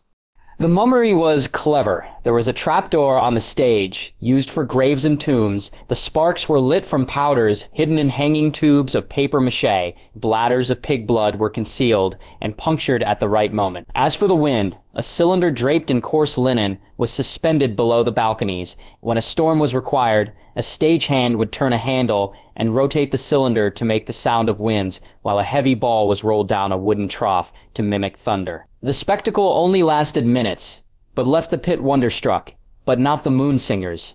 The words are right, but the manner is wrong, the dark-skinned matron said. Garen was not one to raise a fist and rant helplessly. Even after the torment, he took his revenge. The play ends with the battle, and before the sorrows. Isambaro is too fat to play the Shrouded Lord. That play would sell no tickets for the gate, the young girl replied. Isambaro likes to play kings. The crone said, Prince Garen was more terrible than any king. He was skilled in magic and believed Mother Rowan would shield his army. But Garen was mistaken. The Valyrians proved that in Volantis. The girl said gently, yes, he was wrong. The errors of a great man are no less great than his triumphs. His army burned by the thousands, his people scattered and slain, his city lost to the sorrows. Garen would rather destroy the world than bow to the dragons. He was a true man of the rowing. The crone turned to Beliger. What did you think of the play?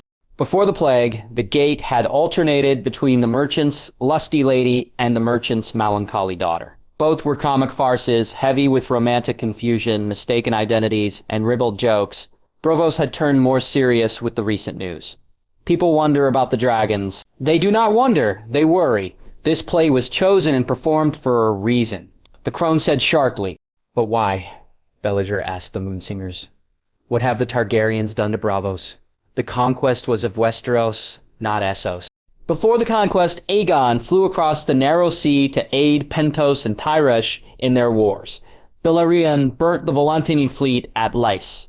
The dark-skinned woman said, Daemon Targaryen has not claimed to be the conqueror reborn. He does not rule a city, let alone an empire. Where are his dragons? Where is his army? The Black Pearl replied, a dragon casts a great shadow. You saw that in the vision at the House of Black and White. A man with a dragon can easily get an army. A Daenerys purchased the Unsullied. The slavers are well aware of the fiasco at Astapor.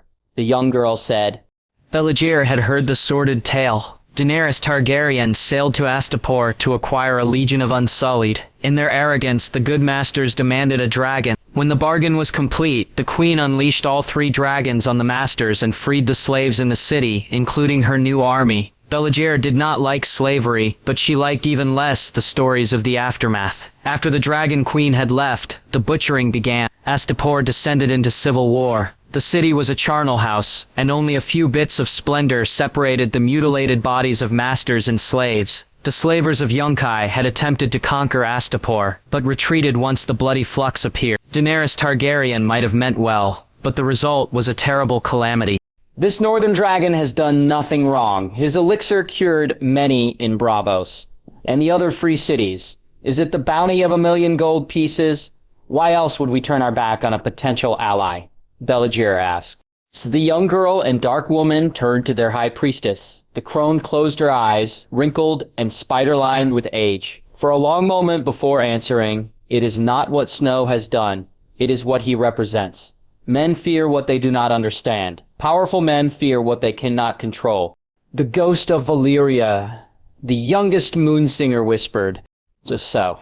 The crone opened her milky eyes. Look at the magisters of Pentos, the archons of Tyrosh, the bearded priests of Norvos, the keyholders of the Iron Bank. They are lords of all they survey, but serfs to Valyria. Even we, the guardians of the Temple of the Moonsingers, what would we do if the Dragon Lords return? We would be forced to bend the knee. The free cities claim to be the daughters of Valyria, but they do not wish to return to servitude.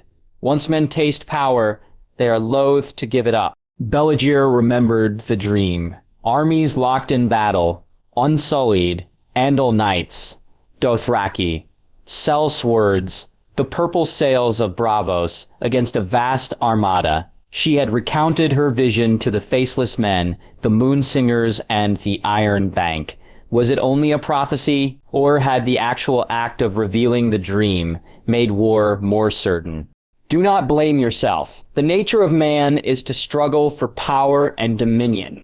But if the Iron Bank of the Sea Lord works against the Targaryens, wouldn't that put Braavos at greater risk? Valyria said somberly. Of course, clinging to power by force often creates the enemies that had been imagined. A dragon may be willful and fickle, but to fight one directly, that ends poorly, as the play shows. But there is a greater danger here. The High Priestess paused to stand up with her cane. What are dragon lords known for? Pride, power, for dragons are fire made flesh, and fire is power. Pretty words. But what are the Targaryens really known for? What has plagued their line since the conquest? Madness, she said softly. Targaryens dance too close to madness. Will Daemon become another Arius? Jaime was not always mad. In his youth, he was a promising prince. Oh, he was vain, quick to anger, jealous, and not the sharpest blade in the smithy. 2 of his children died stillborn. Another 3 did not live past a year. What man would not go mad if he thought his lords were poisoning his children? And then he was tortured at Duskendale. You fear that something similar could happen to Prince Daemon? His enemies hate him. All powerful men have enemies, but he has more than most. Daemon will need allies and guidance. The High Priestess said, But I don't know how to guide a Targaryen prince. Valyria replied, Nor do we. That is not your role. Protect his allies. Daemon Targaryen is like his namesake. He will walk his own path, but the wolves will need your help. In Winterfell? No, here. The she-wolf is in Essos. Mira Forrester had not returned to Ironath for many, many moons. Asher was exiled by his lord father only a year later, and Sarah Snow, captain of the Company of the Rose, had never crossed the narrow sea. It was far easier to find employment in the disputed lands or skirmishes between the many free cities. It had been a long time since any of the 3 had set eyes on a ship of Northmen.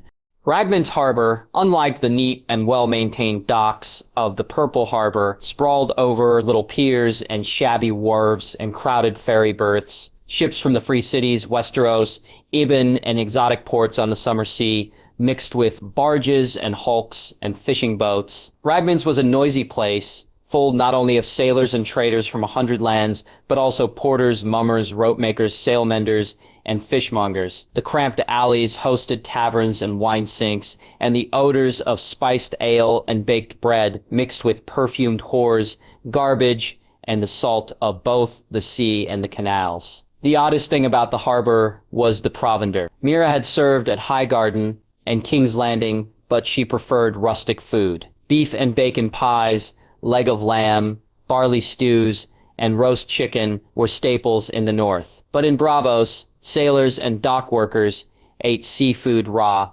oysters, clams, cockles, and mussels. Young girls pushed barrows and called out their wares. Mira had even seen seamen fresh off the boats devour whole plates of squirming creatures with hot sauce and toss a pile of shells away for the feral cats. She shuddered at these madmen.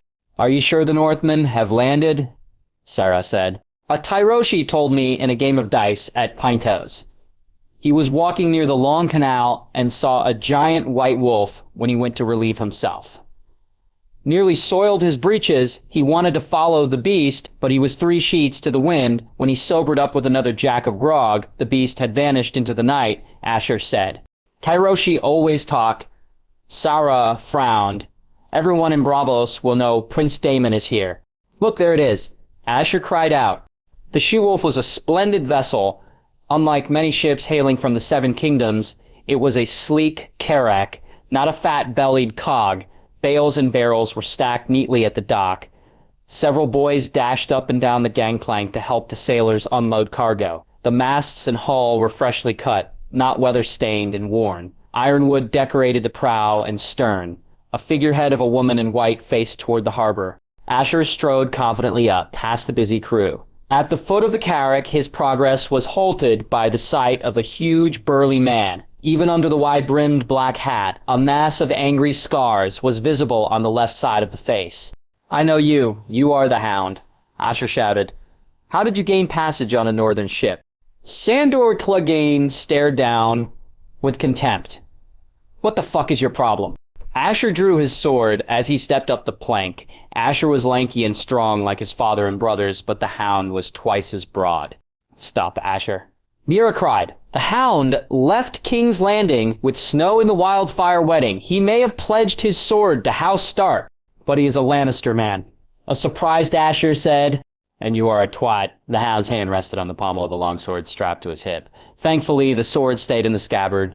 "Making more friends, Clegane?" A leggy woman with short dark hair under a tricorn hat said. Her nose was too big, her face too thin, and her skin chafed by the wind and sun, but she was comely in a forceful, almost manly way. "You are not a northerner either," Asher said, mouth open. "I am a Greyjoy. Captain Asha to you. You are lucky Clegane didn't gut you.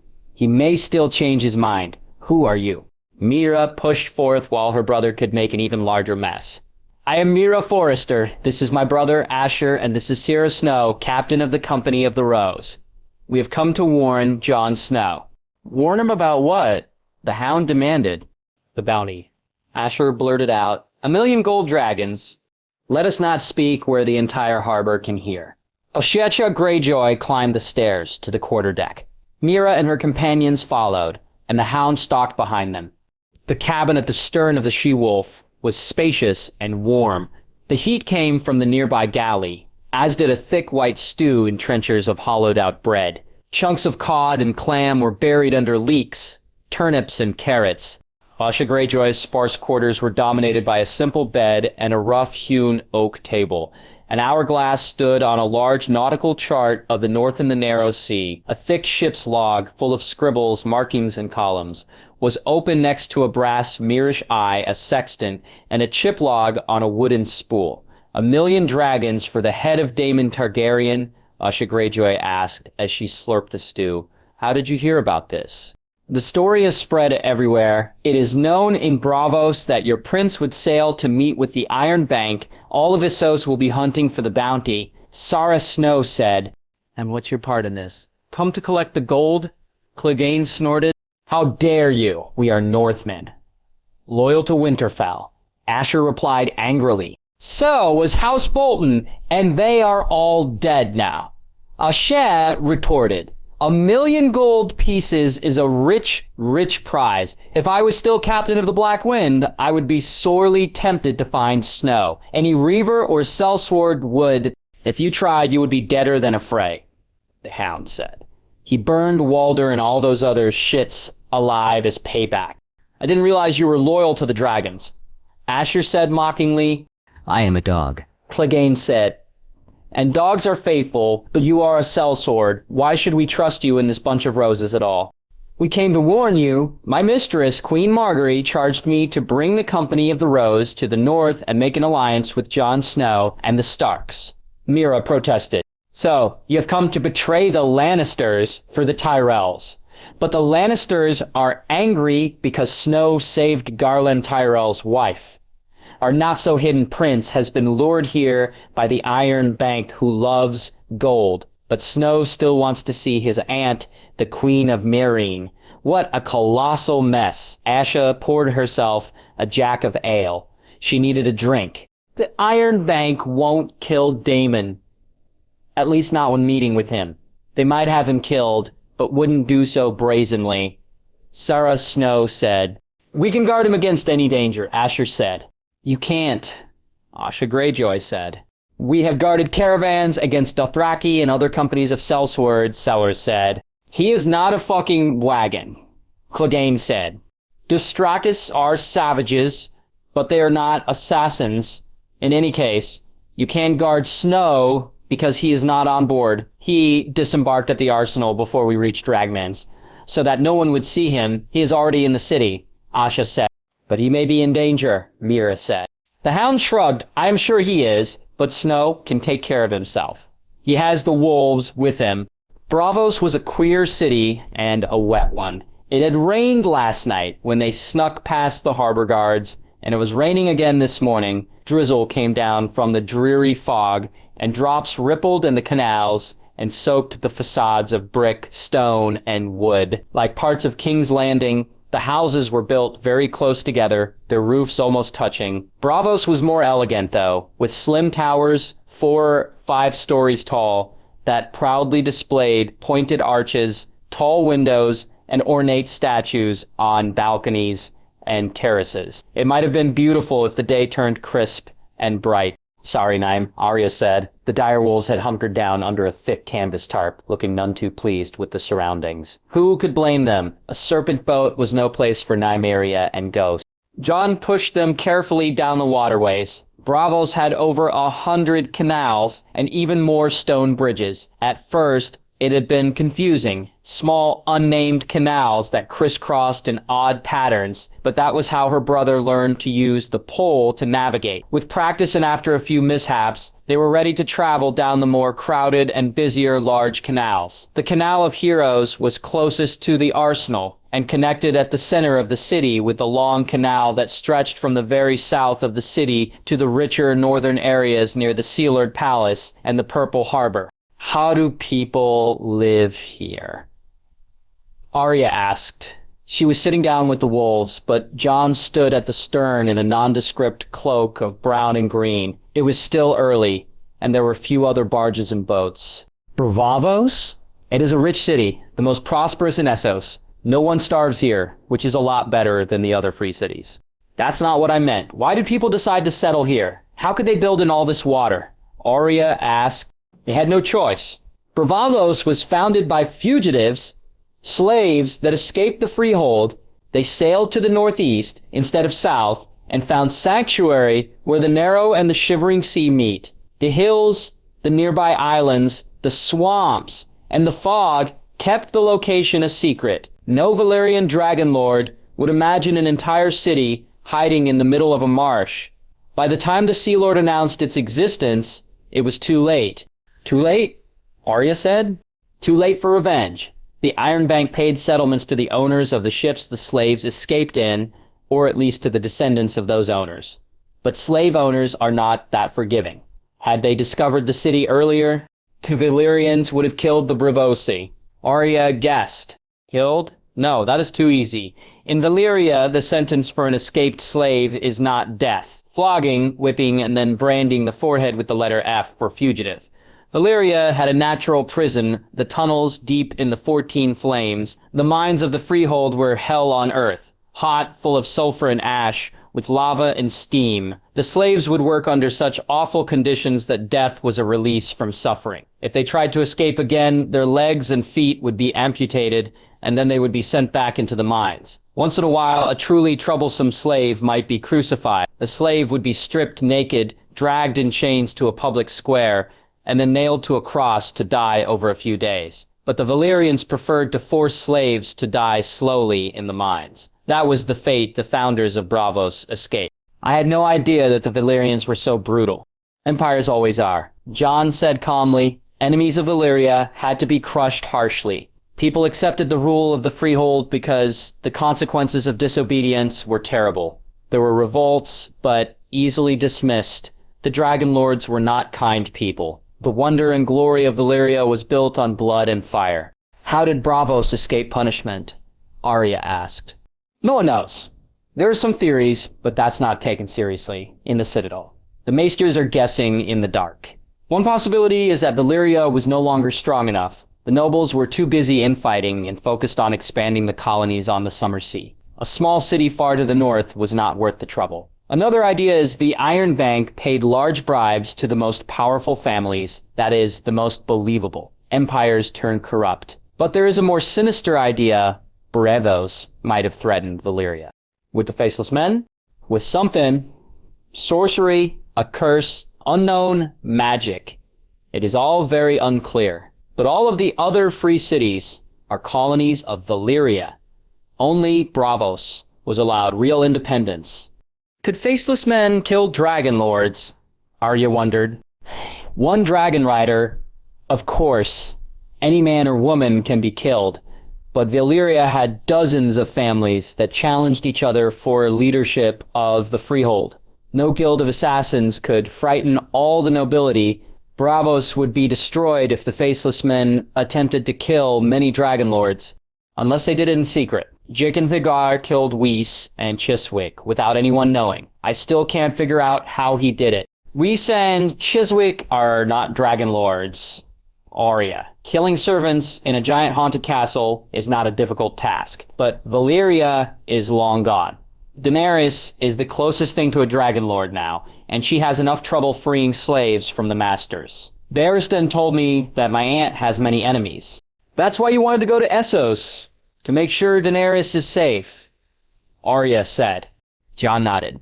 She has family, and we do what we can to help our family. There are not many Targaryens left in this world. Not many Starks either. Father said something to me about this in King's Landing. He said that summer is the time for squabbles. In winter, the pack survives. Wolves must protect one another, keep each other warm, and share our strengths. He said that it was time to begin growing up. You have grown up. You survived King's Landing after Ned Stark's arrest, and you made your way safely to the inn at the crossroads. Winter is coming, but not all of Father's words are correct. It is true that we must work together, but that does not mean we will always be together. Battles are won in many ways, and plans must change when the enemy moves. Sometimes a wolf needs to go off on his own. Or her own, Arya thought, like you and Robb. Robb is staying at Winterfell to rule. And you have come to Braavos. He is the Warden of the North, and you are the Dragon King. Jon shook water off his cloak. I don't think many kings pull boats down a canal, and dragons like fire, not water. Titles don't mean anything here. In the Seven Kingdoms, a title might give you an army, or bring you allies. This is a foreign land, like the rest of Essos. We will need to find our own way. The serpent boat wended its way past a row of statues. Stone men in long bronze robes stood on both sides of the stone channel. The solemn figures loomed over their skiff, their dignity undisturbed by the droppings of seabirds. Darker lines on the legs marked where the water had risen in the past, either due to storm or high tide. In their arms, the statues held books, daggers, and rods. These were men of learning and trade, not kings with crowns or knights in armor. A different type of leader was honored in Braavos. Arya and Jon drifted down the Isle of the Gods. There was the Temple of the Lord of Light, carved out of red stone, built like a fortress. A fire blazed in the iron brazier, nearly as the giant bridge that connected the Red Temple to the rest of Braavos. There was the Temple of the Moon Singers, made of snow-white marble, topped by a huge silver-white dome, with many statues of moon maidens in alabaster alcoves. There were many shrines and monuments to gods that she had never seen or known. Finally, they reached the moon pool, a fountain fed by the Sweetwater River. The Braavosi had built a mighty stone roadway high above the other canals that brought water from the mighty Rhone to the lagoon. The Sweetwater River entered the city from the south, but ended in the northern districts, giving easiest access to the rich and mighty. The water was sparkling farce, unlike the brackish liquid of the canals. They disembarked before a great white building of domes and columns. 5 rows of windows of different shapes and sizes looked down upon the marble plaza. Closest to the top, the windows appeared as enlarged arrow slits, diamonds the size of a yes kitchen. The second row was the largest, with massive sheets of glass in an inverted shield, bound by bars of steel. The third and fourth were the most plentiful, a set of ornamented arches embellished with precious stone and rare gems. The bottom level were windows set at the ground behind the arches that wrapped around the building. In Braavos, Arya and Jon had seen people in either plain shirts, tunics, and breeches of the sea, or the flamboyant colors of revelers and bravos in the taverns. Here, men dressed in robes of charcoal gray and midnight blue. Wealth was not found in the color, but the quality of the material. A few had small iron keys clasped on dark satin doublets. The last temple of Braavos and the most powerful, Jon murmured. The great white marble doors were open to the plaza. They passed under the sigil of two golden triangles crossed in the shape of an hourglass with hands extended out where the triangles met. Jon and Arya entered the Iron Bank, followed by two suspicious dire wolves.